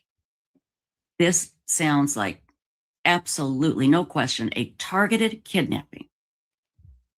But who did it and why? Why? Don't know. I don't know. But let's read the statement from the sheriff, okay? So the statement from the sheriff says, we are aware of reports circulating about possible ransom notes regarding, let's see, whoops, that's not the one I had. I am so sorry. Let's see, I'm bitching about somebody else not being professional and all of that.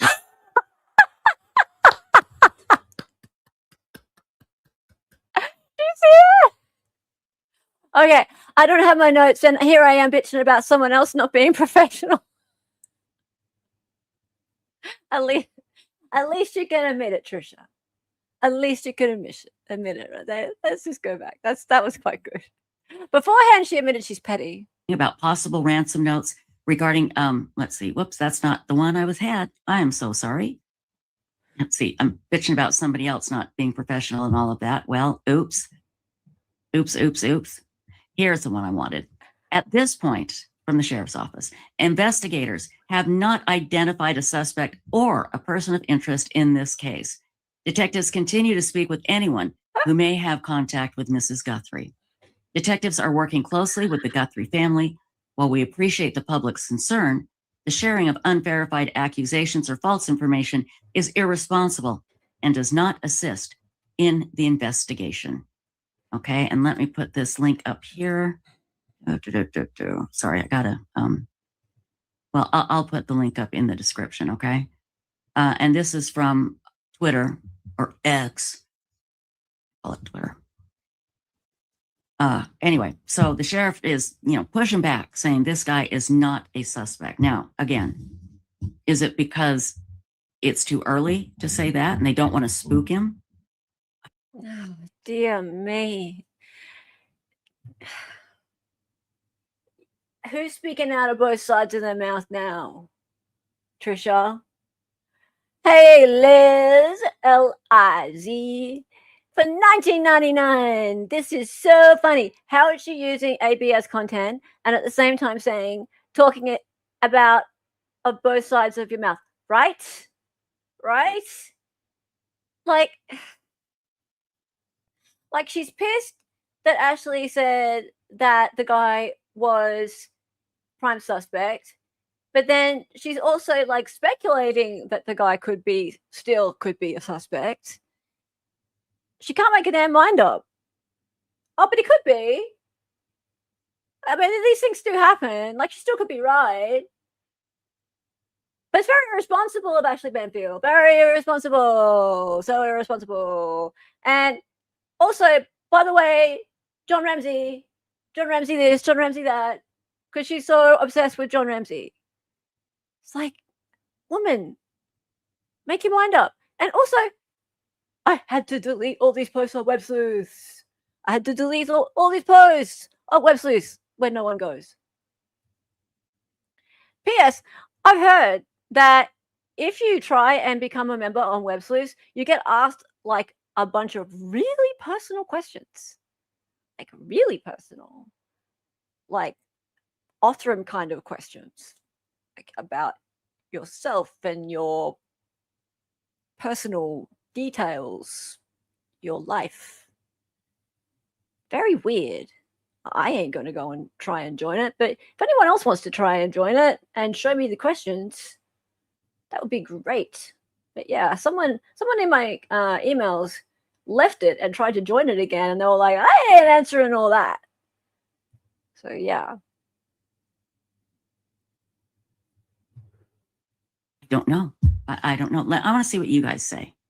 Okay. And then we're gonna play the family statement, and it will break your flipping hearts, people. It is just tragic as hell. So let's see. Yeah, okay, everyone's seen it. That's fine. Oh, what? The thing is she knows that she's on true crime thin ice after John Ramsey BS. Seems super risky of her to jeopardize herself when she's such at a vulnerable place. I don't know, man. Okay, so she brings that chat up. Fantastic. Let me go down here. Is Megan here? Megan, good to see you, my dear. Oh, Megan. Hey, Megan. Uh-oh. Oh, no. Oh, you guys. I can't control it. I can't. I'm putting the link to backstage to see if Megan wants to join me to talk about this. And you know what?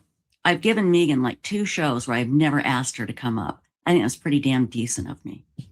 Megan Connor, the cousin to her dumb cousin, Lori Daybell. I'd love you to come up and chat about this if you want to talk about it. Okay, the link is in chat, my dear. Roll myself. Before Megan Connor comes into chat, just have a little. I think that's pretty damn decent of me, right? Her dumb cousin. Yeah. Chat with friends, and I'm harassing her to join me. It's ugly, but it happens. See, everybody's going, come on, Megan, come on.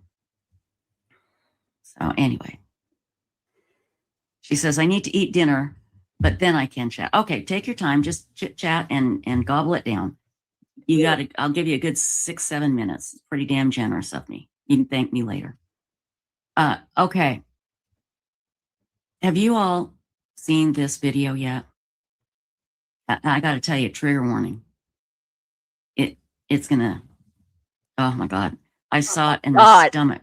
I got sick to my stomach, not because it's horrible, but because it is so emotional. So let me find it here. And that's not it. I had it up here. I swear I did. I swear I had it up here. I swear I did. She really is challenged, this woman. Okay, she'll get there eventually. Okay, we've seen this. And like, here's the thing. I can't with this person and her chat. It's tragedy pimping.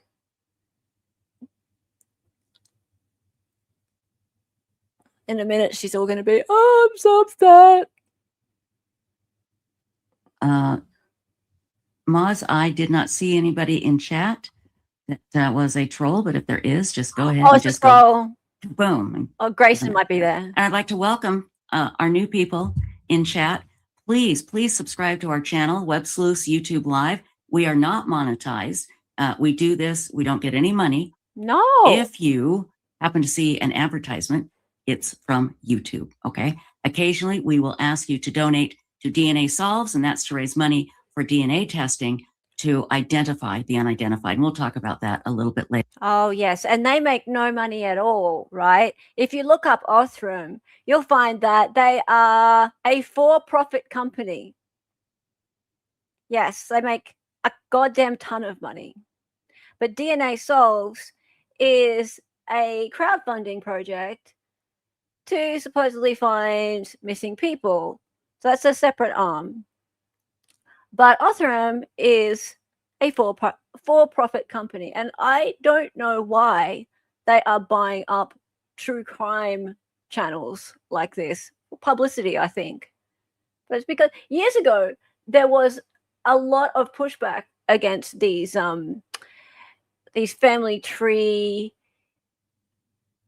companies that use DNA from these databases to go and use IgG technology, or familial investigative genealogy, genetic genealogy, to trace back either missing people or murderers like Brian Koberger to work out who they are. But the problem with that is that when people are using these databases just to, like Ancestry.com, to find their loved ones or to work out what their family tree is, they sometimes just hit the submit button when they are signing off their terms and conditions. But they don't realize that their medical information, their DNA, is being sold just like a phone number in a database to these companies like Othram, who then use them to sell to the FBI, other law enforcement agencies, just local police, etc., for investigations. And some of the databases are public and some are not. And Othram is a for-profit company. They make a lot of money out of doing these investigations. You might think, oh, well, that's wonderful. They're catching murderers and they are finding missing people. But you might be okay with that. Your brother or your sister might not be okay with their genetic information being found that way. But they don't have any say in it, because if you and your mom and your dad all put their DNA into these databases, your brother or your sister can be found. So it's a bit of a privacy can of worms, let's say. Yeah. Anyway, that's me going off on a little tangent. But she says that her channel is not monetized. It's not monetized through YouTube. So it's not through the YouTube partner program. Do we think she's not being paid? Well, Othram is in a strategic partnership with Web Sleuths, and she is the manager. So do we think that Othram, a for-profit company, is not paying her? I don't know the terms of the agreement, but I really, really doubt it. But if you could please subscribe to our channel and give us a thumbs up, it would really mean a lot to us, okay? Now, Stephanie Ferraro, you said something very interesting.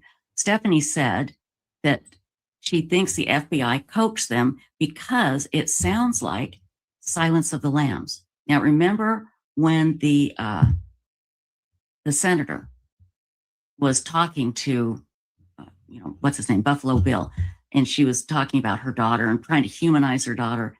And it kind of did, didn't it? So let's talk about why. Why did the FBI want to put this out? Is it because they think the ransom note is real? Now, last night, remember, we had Cheryl McCollum.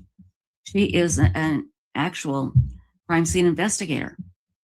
She's like kind of famous. And she thought the ransom note was just pure BS. So are they trying to bring out the person that wrote the ransom note, even though it's BS, to see if they're connected to the case? Brian Enton interviewed a neighbor. She just walked up. In fact, we'll play that. Kelly, it's not her YouTube channel. It's the database on her website. So the database on her website is worth more than her YouTube channel. The YouTube channel is kind of small, but her website's existed since 2004. And there's a pretty significant database of people on there who are interested in true crime. So they're qualified leads as far as these people are concerned. So I'm curious too why they are so interested in gaining attention from this very specific category of audience. But they are. So yeah, it's I'm sure she's not the only one. I'm sure she's not the only one. Yeah. Here in just a moment. Brian Enton was out in front of the house, and this neighbor walked up, and she says, "Where are the police? I need to talk to the police." And he's like, "Well, why?" And she says, "Well, people were here taking pictures before all of this happened." Well, I'm going to pull that up here. I've got it handy. But anyway, I want to talk about this. I want to wait. I want to get the Megan part up.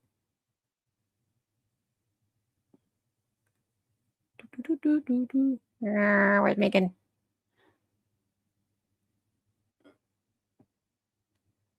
There we go. You know, and they asked for Bitcoin, and it was absolutely crazy. But I just want your thoughts on that, my dear. My dear. Well, whenever there's some kind of a high profile case such as this, where there's somebody involved, in this case, it's the daughter of the, the abductee, the person who's been abducted. There are always going to be crazy people who come out, and also scammers who come out. All of these people who see somebody who's been Would you know anything about scammers, Megan? abducted, and they see it as an opportunity to try to, capitalize on it. And so they're going to send out a ransom note or a demand of some kind and hope that somebody, picks up on it and is willing to send them money. It's just a shot in the dark. It's like a 1 in a million chance that somebody's like, oh, my mother-in-law's been abducted. Here's a ransom note. I'm going to send this person money, hoping that they're going to, they're going to send me money, hoping that they're going to, get their loved one back. There are so many people out there who just are scammers, are going to capitalize on this kind of situation, and it's probably not real. Exactly. You wouldn't know anything about capitalizing on crime, would you, Megan? Hey? Never would do that. Exactly. And what kills me is that anybody that tries this obviously thinks they're smarter than the police and the FBI. Right. And again, with what they can do electronically, people, you can't hide anymore. You just can't. Right. And they'll catch them. Now, whether they have anything to do with the kidnapping, we don't know. But I was reading in chat, people are saying, well, this isn't a cartel. And other people are saying, this is exactly like a cartel. I think, Megan, you have to look at everything. The first thing I think they need to do is look at Savannah, because she's very famous. She's world famous. She's with one of the biggest broadcasting companies in the world. Now, she doesn't normally do dark pieces, investigative type things, but we don't know what she was working on. Or somebody at NBC, maybe a colleague of hers, was working on something that somebody didn't want put out there. What a better way to send a message than to kidnap a loved one and say, okay, you do this, I'm going to kill somebody else in your family. Again, total theory, nothing to base that on, just putting it out there. Again, somebody in their family, I'm not going to mention any names, I'm not going to point any fingers, but we don't know what's going on. It probably, my guess is it's connected to money somehow, maybe very personally, maybe the ransom note is real. You know what, Megan? I just don't know. I don't know. And no, again, you don't. Are the police being truthful? Really, why is there anyone in your chat right now? Basically, you don't know. You spent the last hour pretty much just saying that Ashleigh Banfield's wrong. John Ramsey has not been cleared. And Ashleigh's wrong about that too. And you played Brian Anton's report. And that's pretty much it. And now you have a serial killer's cousin on. So, anything else? No? Okay, cool. You could probably end your stream now. By saying that the son-in-law absolutely is not a suspect. Or do they think he is and they just don't want people talking about it? I don't blame the police if they lie to the media. They got to do whatever they have to do to get her back. Whatever they have to do. And if we find out that they lied the whole time to us because they were hoping she was alive, good for them. But, and for everybody here joining us, Megan Connor is Lori Daybell's cousin. The Daybell case out of Idaho. Oh my God, she's so famous. She's a really famous killer's cousin, everybody. Oh, so exciting. Wow. And Megan grew up with the Cox family, with Lori Cox and her family. You grew up, visited together. You're very close when you were children. And when you were young adults, you were very close. So you've seen this up close, this media frenzy. No, they weren't around you, but they were around family members that you know. And so you can, kind of what's going on. Because at the time, remember, JJ and Tylee were missing. And Lori kept saying, they're happy. And, that's where we got to know Nate Eaton, who was just right in their face in Hawaii saying, where are the kids, Lori? People are praying for the kids. Where are your kids? No, actually, Nate Eaton didn't break the story. No, ask Lauren about that. No, he didn't break the story. And he didn't own East Idaho News. It was Vandersloot. was Mr. Vandersloot.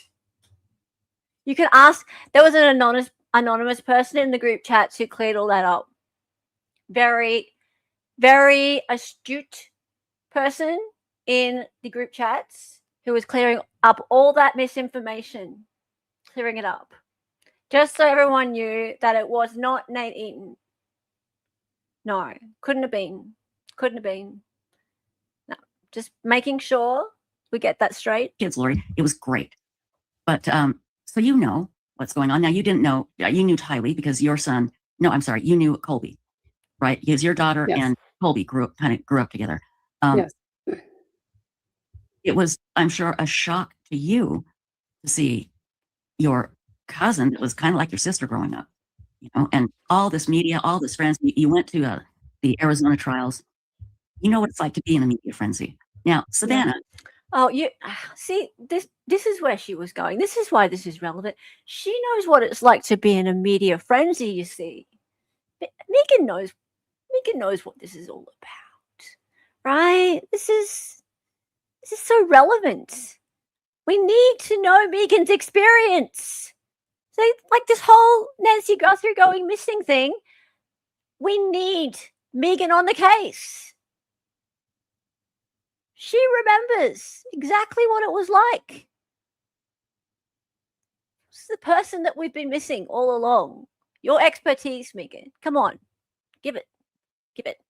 She's media, she knows, but her other siblings don't. I mean, can you imagine? I bet you, I don't know if anybody can imagine what they're going through. No, I mean, it is, I did not experience this on a level that most people who are involved in these high profile cases experience it. Like they show up at your house, they knock on your door, they're constantly calling your cell phone, you know, trying to get interviews, trying to get comments. That's not something that I ever experienced, thank goodness. But I can imagine how difficult that is for the family. And in this kind of situation, you know, all you're focused on is, where is my loved one? You know, that whole entire time, I can just tell you, you know, from the time that I knew that the kids were missing until they were found, that whole entire time, all I was focused on was, who knows what? Who can I reach out to? Like, who are the people that I can talk to? Where can I go for resources? And where can I try to find some information about these people? It was, you know, anybody who was willing to talk to me, I was willing to take their call. And it was heart-wrenching. It was difficult. It was one of the worst things. You know, I woke up every single morning and I would go to my news app and look up what was happening with. That's interesting. Okay, so like she would go and look at her news app to find out what was going on with the case. You would think if she was really, really close to her, she would just find out from her relatives. I don't know. Maybe I'm being a little bit hard on Megan, but I don't know. Like, was she really that close with it? Case, just to see if anybody had any additional information. It was a nightmare. It was horrible. And I cannot imagine it being, you know, for me, it was, you know, Tylee, I only knew her when she was very young, when she was about 3 years old. I never met JJ. And I can't imagine it being your mother or somebody who you're very, very close to. Right. It's just a nightmare that you can't possibly imagine unless you've been through it. And again, you saw it kind of from the, not necessarily from the outside looking in, because it was affecting people that you knew, but it affected you horribly. I mean, it really did. It traumatized you. I can't imagine what these siblings are going through, and the people that know Nancy and love her, all the people at church, because again, Nancy Guthrie was well known in her community, not just for being Savannah Guthrie's mother, but she was a speaker, if I'm not mistaken, and she was out in her community a lot. She participated all the time in church, and that's what raised the fear button, was when she didn't show up to church. Now, the house she lived in was massive. It had a pool. It was huge. But from what I understand, people were always going in and out checking on her. I would imagine that she wanted this, that she didn't want to live in an assisted living. She wanted to be independent. But again, she had a lot of people checking on her. So anyway, yeah.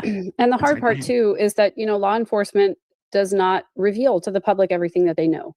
And, you know, I think a lot of people have an expectation. Oh, really? I would never have guessed that, Megan. She's just full of like nuggets. nuggets of new information that I would never have gotten if it hadn't have been for the fact that she was Lori Daybell's cousin. Never. See, this is a great guest. Trisha, you get the best guests. You do. That law enforcement is just going to tell us everything. They can't do that because they're in the middle of the investigation. So there are only so many things that they can review, or there are only so many things they can reveal to us as, the public. Because if they tell us everything, then that tips off the people that they're investigating. So, for example, if they have a car that they've identified and they're actively searching for that vehicle, they don't necessarily want the public to know, because that can alert the perpetrator as well. The perpetrator thinks they've gotten away with it. And, if they continue their normal behavior, it's more likely that they're going to be caught than, if law enforcement reveals that to us. So we have to be patient as the public to just sit back and say, okay, law enforcement can't tell us everything that they're searching down at this time. And we just have to, what I always hope is that the people who have seen something in the neighborhood or who have had interaction with the victim or with the perpetrators, that they're going to come forward to law. Now, look, wouldn't that be great? But, how about in the meantime, we just listen to somebody who has no idea about anything at all that we couldn't work out for ourselves, blah on about it, or themselves. They could just talk about themselves, like yourself, Megan. Anyway, let's just go forward a bit and see whether they talk about Ashleigh anymore, because I think they did. Savannah and her mother, you click on that, takes you to the first post, and on that first post it says, latest information, sheriff says there's no suspect. You click on that, and it'll take you ahead into the discussion thread, but it goes on 24/7, and it's moderated, so you don't have to worry about trolls. It's a great place to check out the discussion about Nancy. So after listening to FBI agents all over the place today, and a lot of them have been commenting, they're all basically saying the same thing, which is they're not going to tell us anything. They obviously had some sort of development happen that they had to go back to Nancy Guthrie's house today because they released it to the family. And then like, oh, no, never mind, hold on. And they went back and man, it was a huge law enforcement presence. I don't know if they carried things out of the house. Supposedly they did. Supposedly they were also at Annie Guthrie's, that's the sister, was at her house today. Some people said it was just to film that statement. Others said no, they saw people carrying stuff out. At this early point in the story, in the investigation, just like with your cousin, Megan, so much crap comes out. Oh my God, just like with your cousin. And we're always just guessing. We're just guessing. But I want to go back to what you said. And again, she could be anywhere. Nancy Guthrie could be anywhere. So please, if you see anything. Oh my God. She could be anywhere. Worried about trolls? Good grief. Thin-skinned. No one is allowed in these chats. You must love these people to be allowed in these chats. You must love them completely and utterly. All right, I'm sick of this. Let's keep going. Now, Laura went live again today. Today, everybody. I told you she's got her mojo back. Right? She did. Because she went live yesterday and she's gone live again today. It's a thing. I reckon we're going to see more of it. Because there was a press conference today and she didn't have to say much because she was able to just sort of sit there and stream it. Let's see. This time.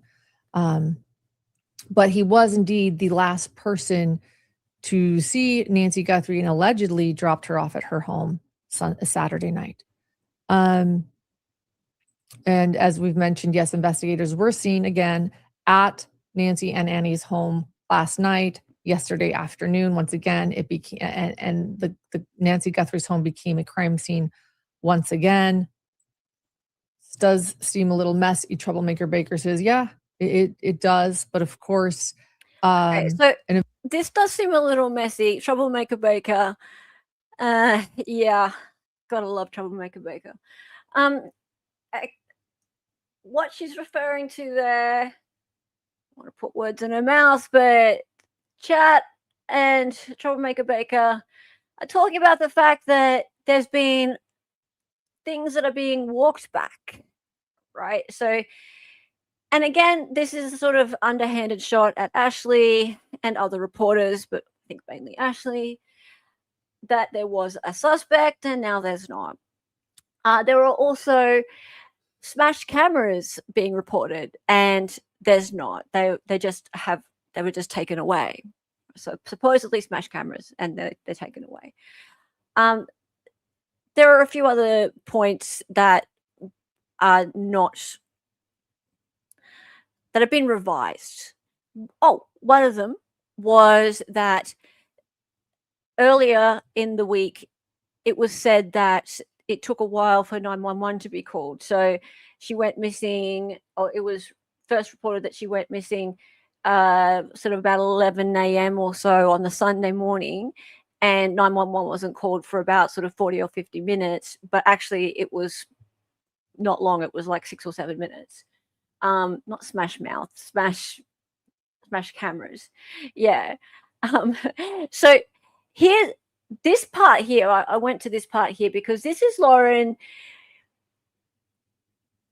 clearing up the record, going, oh, well, I'm just going to go over the things that were reported in the press conference. And you've got Grayson bringing up chat, going, oh, yes, it does all seem a bit messy, doesn't it? Because, you know, all these reports that people have been putting out there, they're just not true. And thank you to Lauren for clearing everything up. Well, actually, Lauren's not clearing anything up. The police and the FBI, they're clarifying that they have put out an actual list of what the points are that are confirmed now. So it's not Lauren, it's the police. And Lauren is just going through the exact things that law enforcement have put out in the presser. Simple. So Lauren's not doing any work. She's just flat out repeating. Yeah. But yeah, she's kind of sitting there being all high and mighty on an orange couch, and her chat talking about how crappy everybody else is and how great Lauren is. Investigation of this magnitude with this much attention worldwide, understandably, you know, as the sheriff said, you know, we're driving them crazy. So Kaylu says, oh, thank you for sharing that. Kaylu says, I think the statement last night was the family trying to connect and humanize their mom to the kidnappers. They are so desperate, and the FBI helped them to do it with a certain verbiage. I do want to share things that Savannah has stated about her mother: kind, loving, goodness, light, funny. Apologies. I'm at the bit before the press conference where people are already saying that it's messy. Later on, she's going to go through the points, and again, they're going to say similar things in chat. I haven't got chat up right now, but they'll be bringing up pieces on here. But yeah, it's this whole stream is very much her just saying the things that are brought up in the press conference. Nothing new, just stuff that's in the press conference, and that's fine as far as I'm concerned. All right, like, I'm not a reporter, but if I were, that's what I'd be reporting, what's in the press conference. But she is kind of high and mighty at this point in time about the fact that she's only reporting facts. At one point, she says, now this is Lauren speculating. I'll show you that in a minute. Now this is Lauren speculating, because I'll say I'm speculating. And in my opinion, that's a bit of a passive-aggressive shot at some others who have said some things that have potentially been debunked because they weren't speculating. Funky, clever. Nancy has actually appeared with Savannah on the Today Show multiple times. They are very close. Grief is mentioned about their mother, that she has walked through grief before.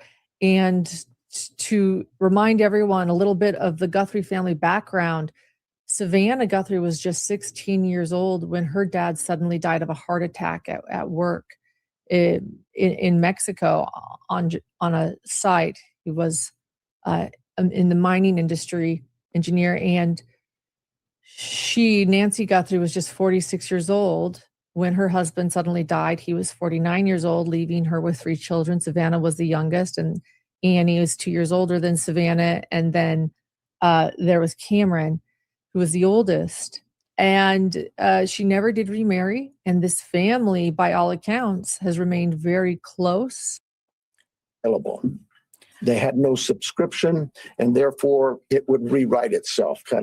It just kind of. Okay, so there she's being very studious and writing down all the notes from the press conference. There's the timeline.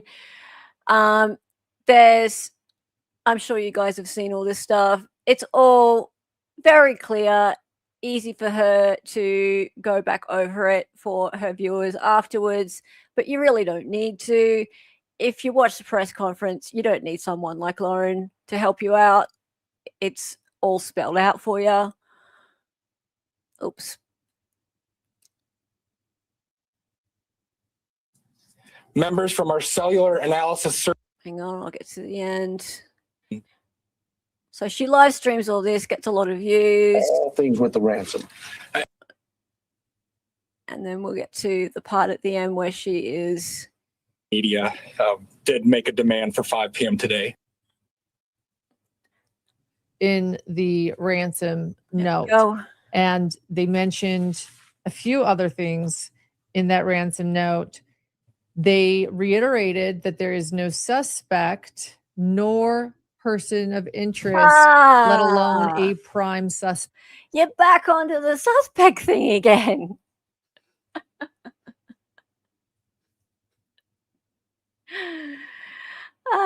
Suffer Ashleigh. Suffer. Right? So yeah, Troublemaker Baker has been around a lot for quite a few years. Yes, I think Super Gem might be a good way of putting her. Indeed. She hangs out on her Facebook and on her Instagram as well. Correct. Absolutely not at this time. And then after saying there is no suspect, they went on to say that everybody is a suspect. We also learned, by the way, that there was an Uber driver who took Nancy to family members' house nearby, and then she was dropped off later. We also have a timeline that actually has some changes to it. We learned that they did not confirm nor deny smashed cameras. They don't know where anyone got that. Cameras were removed. They haven't found the doorbell camera. So he doesn't know where anybody got smashed. So I want to correct that. We reported that was reported by some people. We reported that was reported by some people. Some people. Did you get that? Did you get that little passive-aggressive comment? Eek. Oh dear. We reported that was reported by some people. Dear me. Is she? No, she's not slowed down. This is so weird.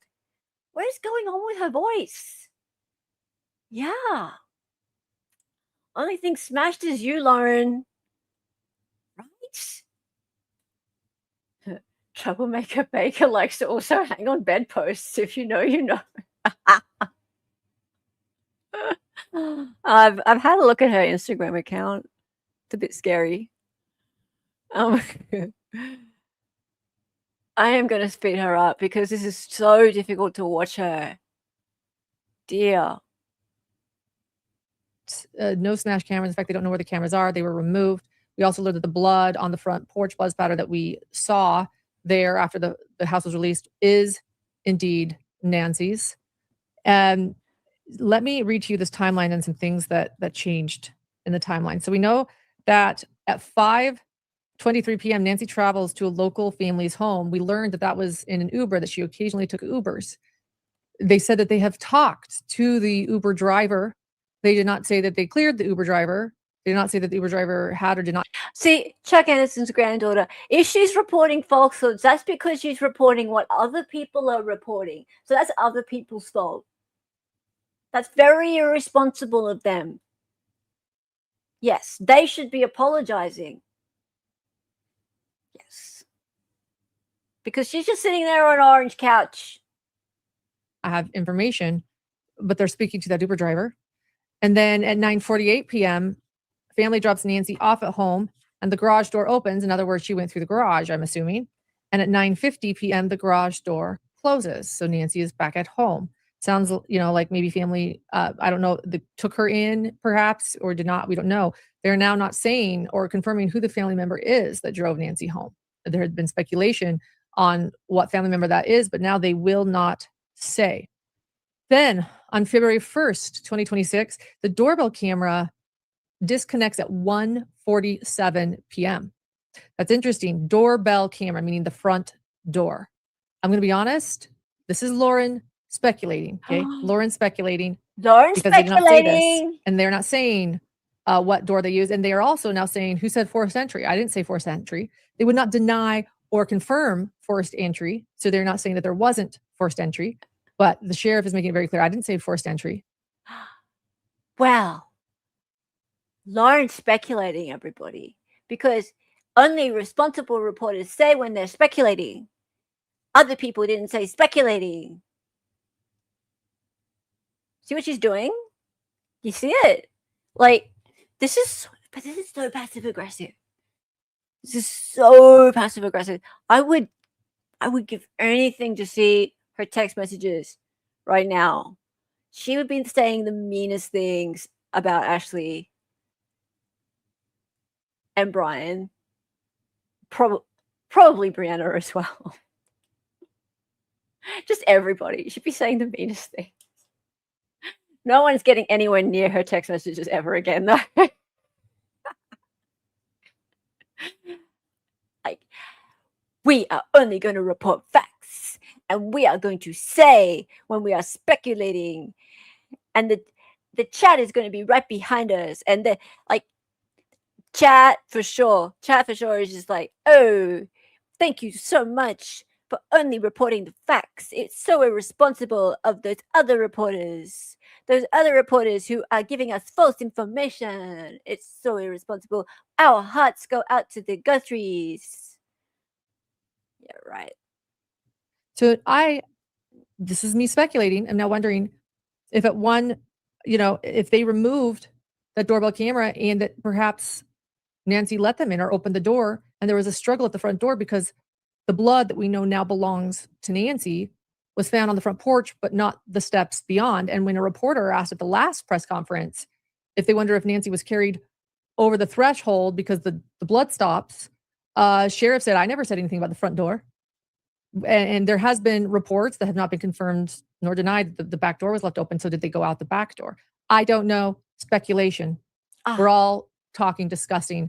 They would not confirm or deny how they got in. We're all just speaking out of our assholes.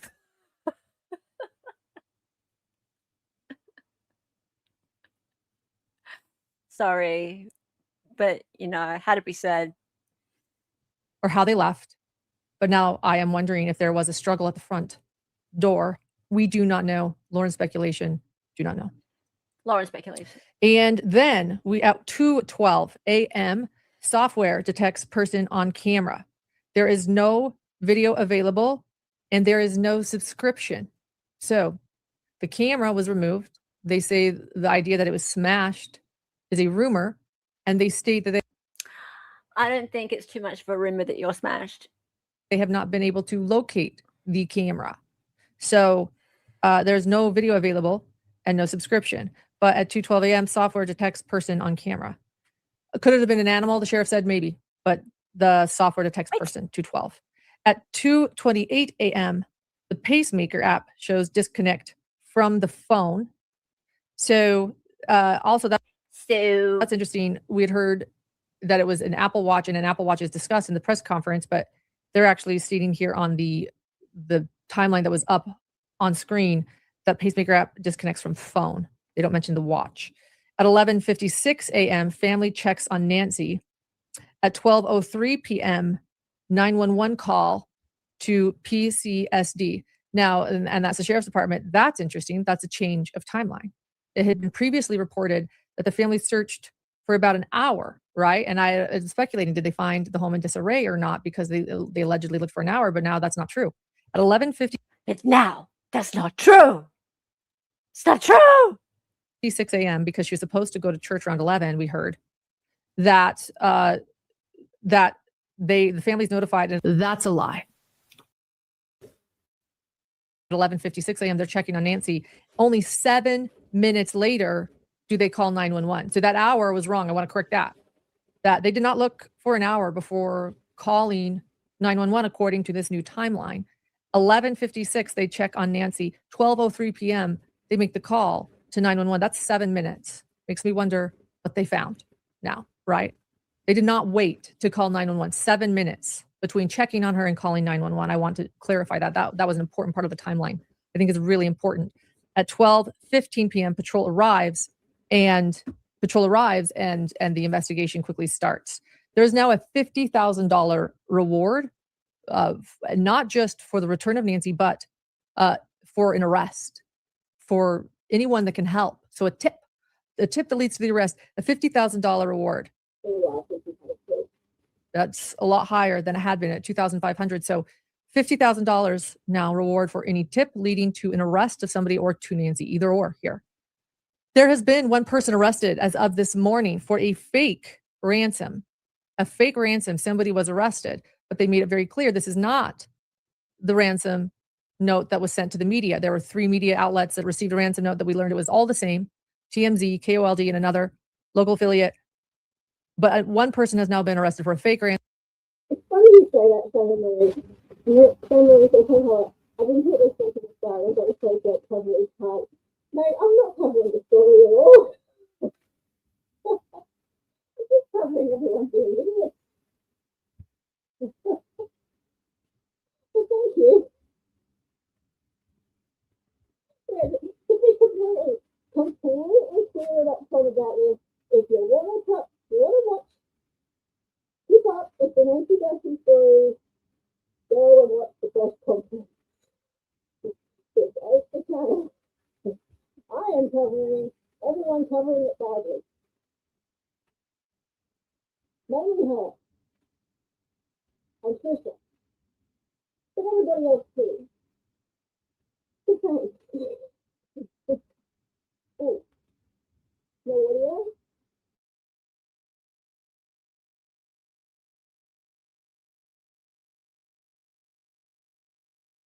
Can you hear me now?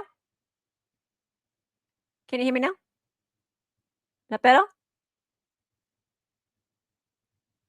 Hang on. Can you hear me now? Yes? Yes? Am I better? Yes, good. All right, sorry.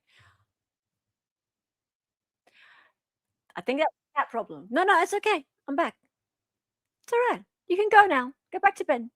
Back to bed, darling. You sure? It's fine. You can go back to bed. Sweet. Bye. Goodbye. Yeah. Sorry.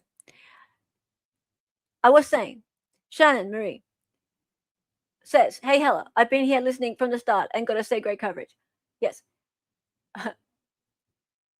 Yes. The funny thing is that many YouTubers that cover true crime and other current issues are much better journalists with ethics and integrity than Lauren Facts. Yeah.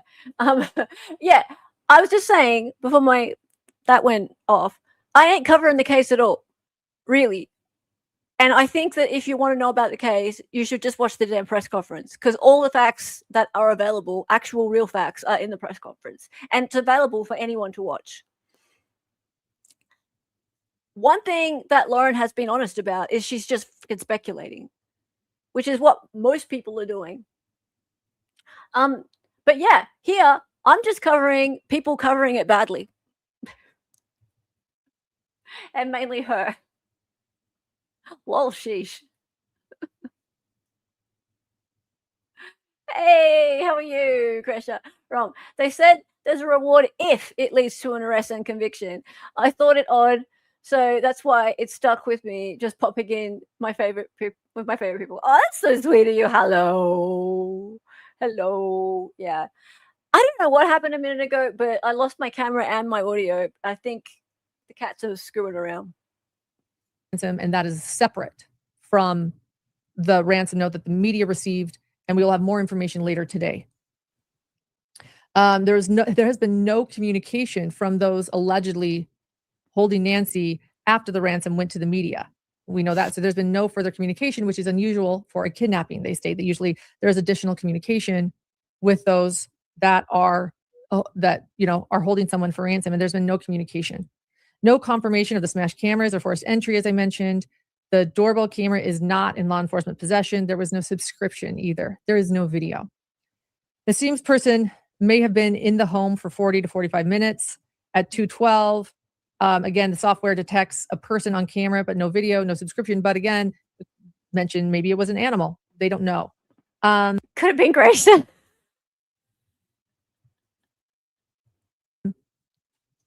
They did check pharmacies to see if Nancy's medications had been filled. And again, the demand for the ransom money for Bitcoin is 5 p.m. today. But there is a second demand for next Monday. And they mentioned that there was nothing indicated that Nancy was taken due to the high profile of her daughter, Savannah Guthrie, who is the host of the Today Show. There's no indication that that is why Nancy was taken. So they again made it very, very clear. I did wonder, because she does seem to say the same thing over and over again. Like, is she on a loop? She keeps repeating herself. It's very strange. But you remember, she hasn't gone live for a really long time. Like, it's been 3 months. Like, the 9-hour live was it. Except for this whole, Utah shooting thing, which was a disaster. Like, oh my God, it's a Hearst. Not a Hearst.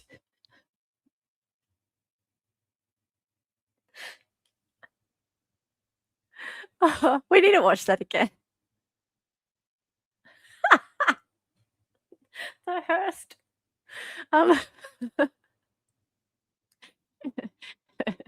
Yeah, it's been a really, really long time. That was very funny.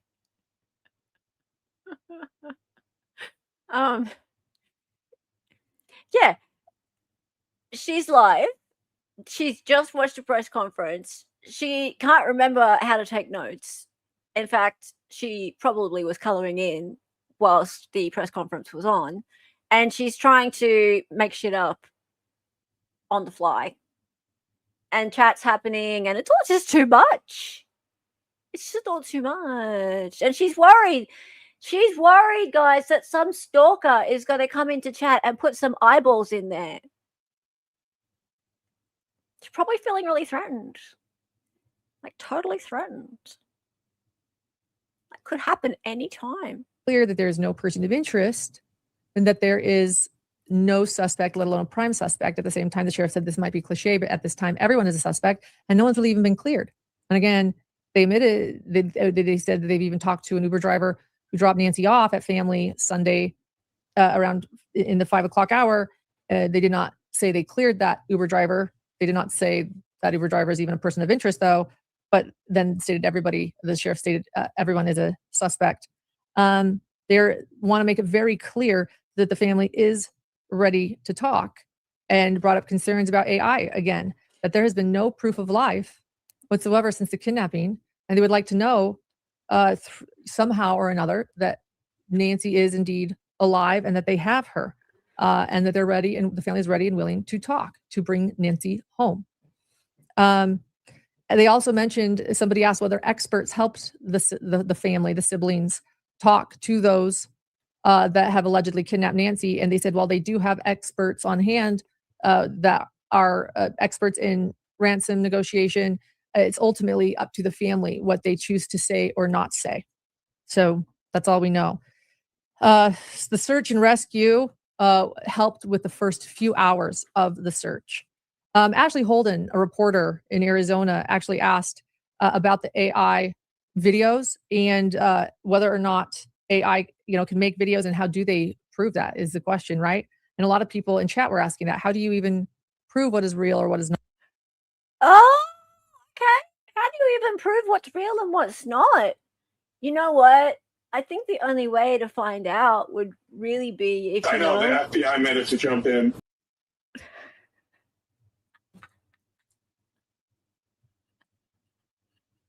You might have to get the FBI involved.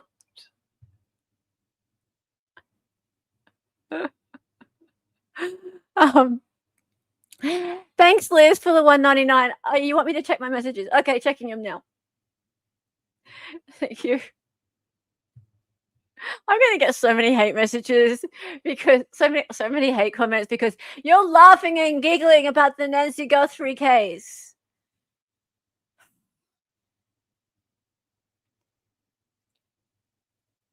I need to put like some sort of disclaimer at the top of my comments going, this is not a true crime channel. I am not covering the Nancy Guthrie case. I am laughing at Lauren. And I will laugh as much as I want. The day that I am not laughing on a stream, I am closing this channel down. I'm closing it down, people. Thank you for the gifted membership, Carolina Hurtado. I appreciate you so much. So much. Not real.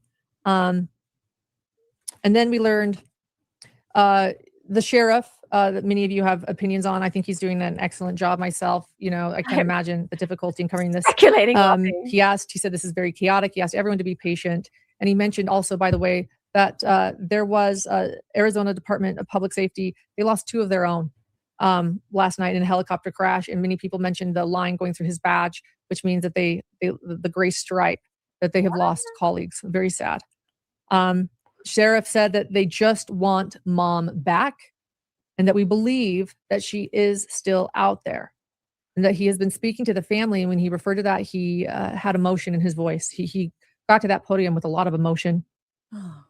And they want to get this thing solved. It's large and complex. Then he's like John's penis. Said again, I want to reiterate that he did confirm that the blood on the front porch is Nancy's. There are no suspects. There are no persons of interest. A person of interest comes before a suspect. So there's no person of interest, let alone a prime suspect. They are like he promised it would be, but it was a bit of a letdown. Just not there. We are not there yet. Again, the timeline is Nancy took an Uber at 5:32. We went over that timeline. Then again, at 2:28 a.m., the pacemaker app disconnects. They have not confirmed any forced entry. I want to reiterate, nor are they denying it. They are taking this note seriously. That came from Heath Janke. He is the Phoenix FBI representative. They are taking the ransom note seriously, but they would like further communication. They have not received that since the media received the note with the Bitcoin address. And again, another imposter, another person has been arrested for a fake ransom, but it is separate from the ransom note that the media has received. They have not seen proof of life.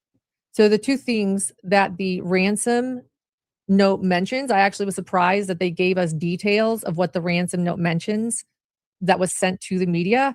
They mentioned floodlights and they mentioned an Apple Watch. I believe that there are additional details, but the sheriff's office says that they will not say any more details than that, but that those in the ransom note they received, they mentioned an Apple Watch and a floodlight to say that they knew. We know from TMZ that they mentioned things that Nancy was allegedly wearing. If you don't know what that is, Charles Aboutier with TMZ also said that they withheld a lot of details. Actually, when they received the ransom note. Wait. Charles Aboutier did another interview yesterday, and he actually said that they withheld a lot of details as well. But which one's Charles? Okay, there's meth head 1 and meth head 2. Which one's Charles? Hang on a second. Let me bring up the photo of them. Because they both look like meth heads to me. Hang on a sec.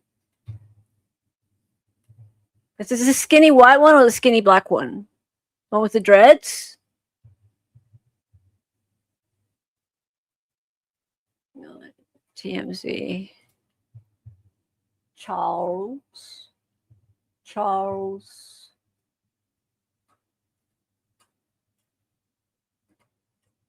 Hang on.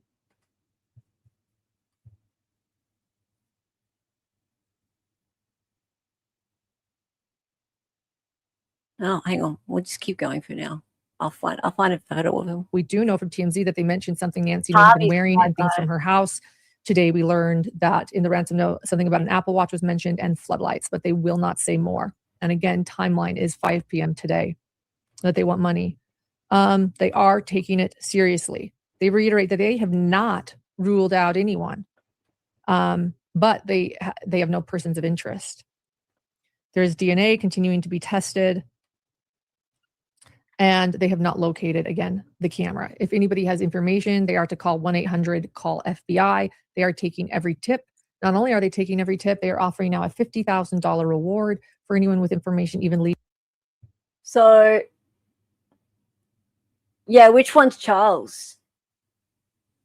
Is it the black dude? Is that Charles? Long hair, yeah, okay. Right. I can't work out which one's more drugged up. I think probably the other dude. Is that Harvey on the left? Yeah, Harvey looks like he's about to fall over.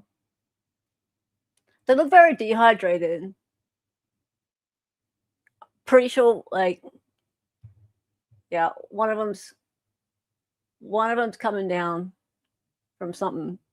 Both John and Laura Mathias look stressed. I wonder if Christina is suing HTC and Judy Ron says and right for defamation. Yeah, this is how you ingratiate yourself into a story 101. Is that Ice-T?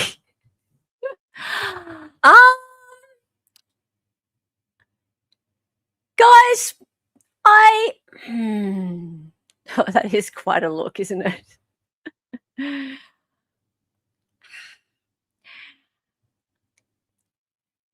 I know it looks like, okay, I think Lauren is trying to make it look like everything's fine. I don't think everything's fine. I think there's still a lot of problems. But she's getting some views, not getting as many views as Ashleigh Banfield. That's for sure. Nowhere near it. Nowhere near as many views as Ashleigh Banfield. And that's bothering her, you can see. Yes. And not just from that screenshot. You don't need to continue to go on and on and on and on about the fact that there's no suspect, there's no prime suspect, there's no suspect ad nauseum if you haven't got some beef with Ashleigh. Like, okay, you said it, it's done. Yeah. 9K in Grizzly streaming the same thing. 2.9 in that I saw. I'm surprised she got that far with the 2.9. I thought that was pretty strong. That was a pretty strong comeback, Kylie. But I mean, if you consider the fact that she's blocked so many people, like if she actually allowed people to be in her chat who disagree with her, she'd probably have a decent sized chat for a channel of her size. But no. So she's really limiting how many people are able to be there. I wonder how the super chats are coming in this live. There weren't many. There were not many that I could see. Now, Lauren, sorry, very, very sorry to slip up there. Liz has something to share. Denise Ballet Flats is here. Hang on, Denise Ballet Flats. Nope. Is her hair stuck to her face? Is that a thing? Hang on. Not just yet. Just a minute. We'll watch a little bit more of this. To an arrest. That's it. So family, 7 minutes before they called 911 after checking on Nancy. That now makes me suspect that they noticed something right away now, if it took them only 7 minutes to call and report Nancy missing. They are still holding out hope. They have no other reason to believe that Nancy is out there, although they have not seen any proof of life, and they're hoping that those that wrote the ransom note continue to communicate. The family has stated that they are ready to listen and that they are ready to talk. So actually, I think we learned a lot today. No smash cameras. What else do we need to clarify? Only 7 minutes. And then I'm going to go over this timeline, a few of the things in the timeline one more time. So, yeah, the sheriff is saying that he will take a hit for not bringing on the FBI and the law enforcement earlier, which is interesting, and taking a hit for releasing the crime scene too early. Oh, please. They shouldn't have to. So dumb. It's just like reporters on their doorstep going, oh, you should have done this, you should have done that. Well, and they're having to waste time talking to reporters about crap. Like, if they have to take the hit from anybody, it should be from the higher ups, not from reporters. Anyway, so guys, you know how we were talking earlier about how Megan, really, it'd be cool if Megan would know like the kind of shit that Lauren has said about her. Well, she said we've already heard things that Megan has said, what Lauren has said about Megan. Well, when Megan was starting off her channel, let's see. Oops. Let's see.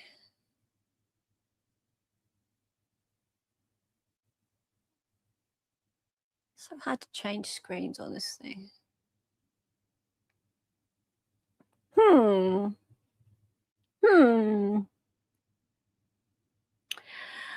Megan Connor now is wanting to talk tomorrow to pick my brain about podcasts because she is ready to start hers. I'm just the Connor podcast coach. Taught Rex and Adam all they know.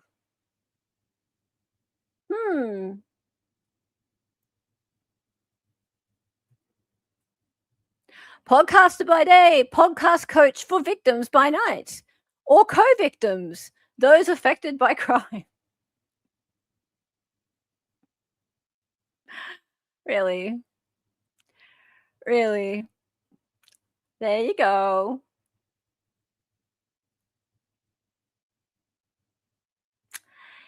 Yeah. So she's her podcast coach. Or she's a co-victim. She's a co-victim. Megan, co-victim, those affected by crime. Oof.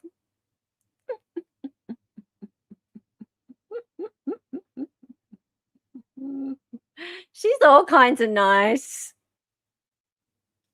Yes. She gives herself all the credit. All the credit. Yeah. Thank you to my lovely source for that one. I love it.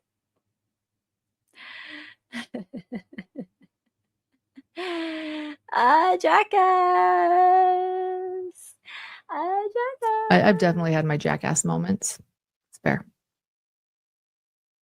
How different does she look there? That was 3 months ago. That was 3 months ago, guys.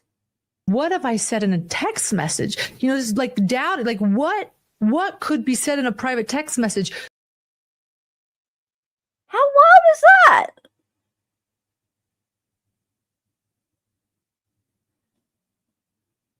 Megan Connor now is wanting to talk tomorrow to pick my brain about podcasts because she is ready to start hers. I'm just the Connor podcast coach. Taught Rex and Adam all they know. Podcaster by day, podcast coach for victims by night. Or co-victims, those affected by crime. All right. Well, how do you feel, Megan? How do you feel?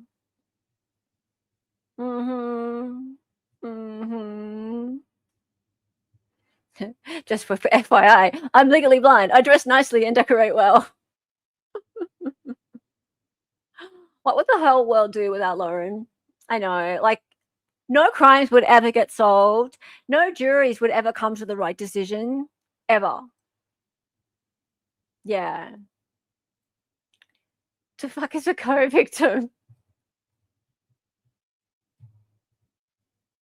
Co-victim. That's a new one, right?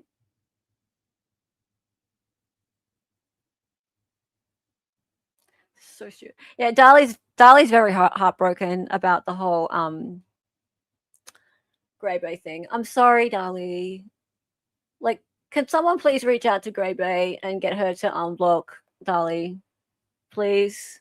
So I'm gonna have to hear about this all week, all month. Fuck's sake. Jesus Christ. But Megan already told us Lauren apologized to her for being shitty. All is well. Yeah, see, Megan forgives her. Megan is as thick as two rocks.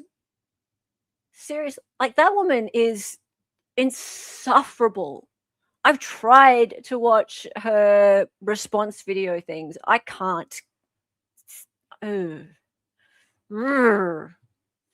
She's so stupid. John can't tie his shoes without Lauren. Well, he must be getting around in sneakers then, or, you know, slip-ons, because, or barefoot, because she ain't home. I can't see that she's home at all. She's on that goddamn orange couch all the time. All the time. I never need to see Jamis Johnson's terracotta turtleneck moves again. I think Dali might have some updates on that case as well. In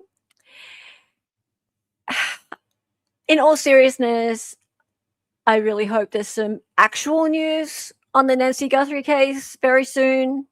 Some actual real news, because everyone's just talking shit right now.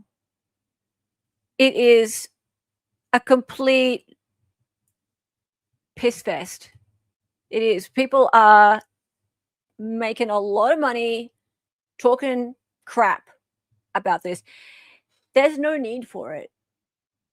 All of the information is in the press conferences, and the press conferences are really easy to find. You can watch them yourselves. Like, guys, I get the intrigue. I get, like, people wanting to chit chat and talk about it. And everyone has the right to do so. But then there are people like this that we've just watched who are they're profiting out of pretending to care. They are pretending to care. They don't care. They really, really don't.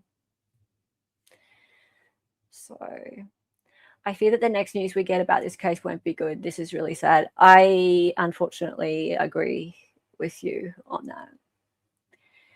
Yeah. Yeah. Who's Rex and Adam? Who are they? Don't know who they are.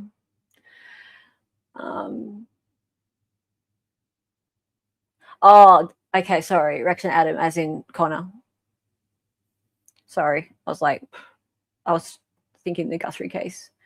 Wasted talent. Yeah. It's one of the ways Lauren and other trauma vultures ingratiate themselves into victim stories. I've seen it time and time again. Yeah, they do this whole, we're so heartbroken, we're so emotional about this story. They do all that. And they put up the photos of the victims and they're like, oh, this is going to make your stomach turn. This is, they use all of these words, these sort of heart-rending kind of words, and it's really, it's very it's icky. It's icky. And then the people in chat start getting their own stories out and they talk amongst themselves, and that's natural for people to bring their own personal thoughts and perspectives into it. But these vultures, as you call them, Kresha, and I can see, like, you've been there, right? You've been there, and they know this. They know that if they can get the people watching to identify with their own frame of reference, bring their own stories in and talk amongst themselves, they'll create like a friend group in the chat. And then once they create that group, they then associate that feeling of being in that group with the presenter, and then they become very loyal towards that presenter. So it's not even so much about the presenter anymore, it's about the feeling of being in that group. And then suddenly it's this sense of belonging, and humans need that sense of belonging. Like it's a really sort of primal kind of thing. It's like family. And Lauren's been quite good at creating that. And I think that's also why a lot of people who've left now feel so betrayed, because she wasn't what she made herself out to be. She's quite dishonest, and she doesn't care about the victims, and that's what she made herself out to be.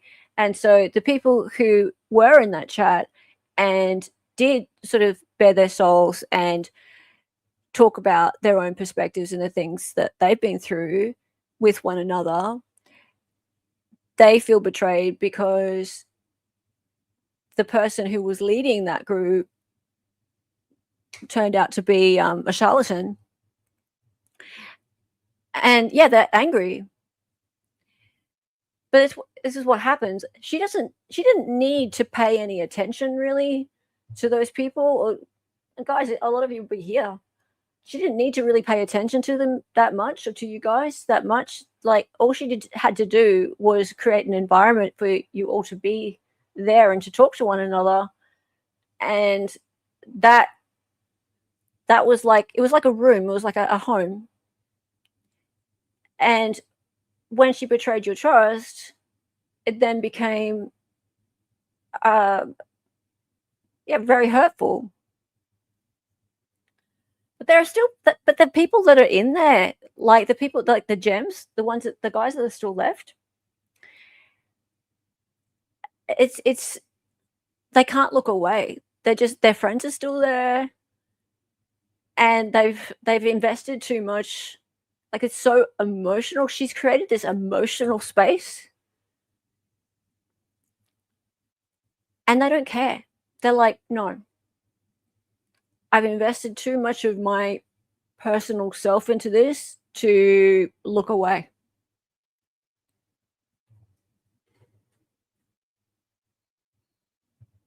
I never participated in her chats, but was mad at myself for being duped.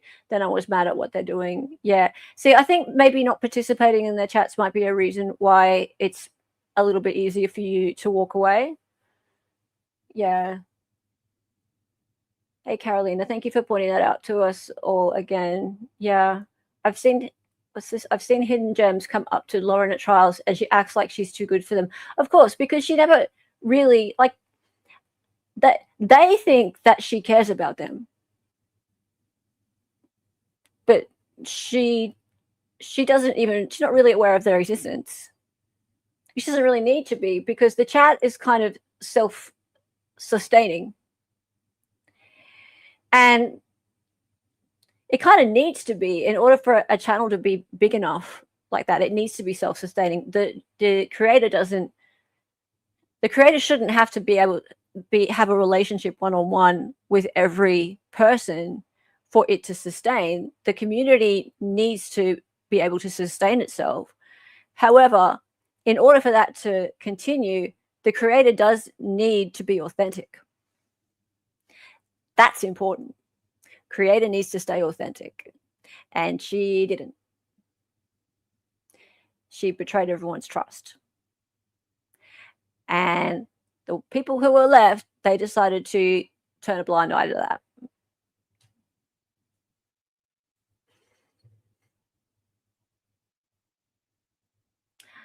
Bright Breakfast, if you're in here, please approve that last video I made. I'm proud of that one. Kylie, he's away for a day or two, so don't be upset if you've got an outstanding post for a bit. He's away for a couple of days. That's all. So you're not being rejected or anything. Yeah. We can't look away. Lauren and John are counting on this blowing over so they can get back to abusing victims. I I'll tell you one other thing. I can't tell you any big details, but I'll tell you that it might look like it's blowing over. It's not. It's just a lull. Yeah. Yeah. So patience is a virtue. Patience is a virtue. So hang out, and you know, we'll keep on keeping on. We'll keep on keeping on. It's we might do a couple of other things. We'll keep an eye on her. We'll keep an eye, and we'll keep an eye on her little squad. I'm going to be doing some coverage of a couple of other things, but we'll be keeping. Don't worry, we'll be keeping a close eye. But yeah, nothing's blowing over. Nothing's blowing over. If I tell her, I trust you, doll. Patience is my wheelhouse. Oh yeah, oh yeah. Laurie Hellis is going to come on. Might be next week. I think it is. We're going to do a stream on gearing up for the Richards trial. She's going to try and convince me why I should lean guilty. Because you know me, I'm very much innocent till proven guilty. And I know that with Corey, people are very, very like, really? You think she's innocent? And I'm like, well, why shouldn't I? Why shouldn't I? I would like somebody to tell me why she's going to have a tough time. Please. And I'm totally open to hearing all about the evidence against her. I have a fair idea, but you know, I like to be convinced. So yeah, I'm really looking forward. Another Hella and Hellis we're going to have. So that should be really interesting. So haven't worked out the exact day for that yet, but definitely love having Lori on. Yeah, and I know that a lot of the people in chat, I think Janice and maybe Liz, I don't know if you're going to the trial. Lindsay, Dental Lori, Christina, obviously she's actually no, yeah, Christina, because it's right near her. You guys are heading to the trial, so we'll have some people who got some information on the ground from the trial. So I ain't covering the whole trial. I'm asleep during the trial, but I'll be doing some reaction videos and stuff to it. Oh hell no, you're not going. Yeah, I'm super interested though. I find poisoning ones to be interesting. Yeah. I hope we're not protecting the cameraman. Trial tourists, you're gonna go be trial tourists. Sweet. I need my trial tourists on the ground. Yeah. Cool. So yeah, I'm really looking forward to it. And yeah, looking forward to having Lori on. Normal Idaho mum in chat. Where is she? Hello? Haven't seen you for a bit. Good to see her. Yeah. So yeah, guys, hang out. Things are happening. Wheels are in motion. Hit the like button. Make sure you're still subscribed. Oh, you have to still be subscribed if you're in chat. But yeah, make sure that you're still subscribed. Commenters, people on replay, all of you guys.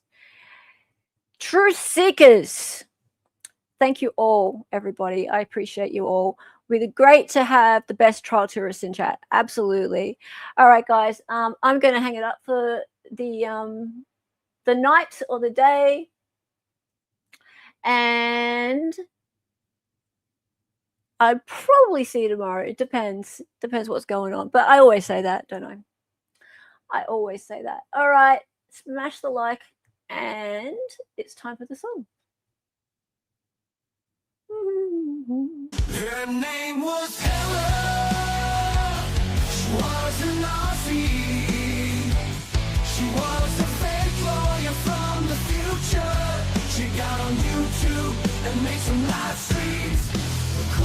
She's Donnie and she dances sometimes. The words are always so loud, and because she's an 803.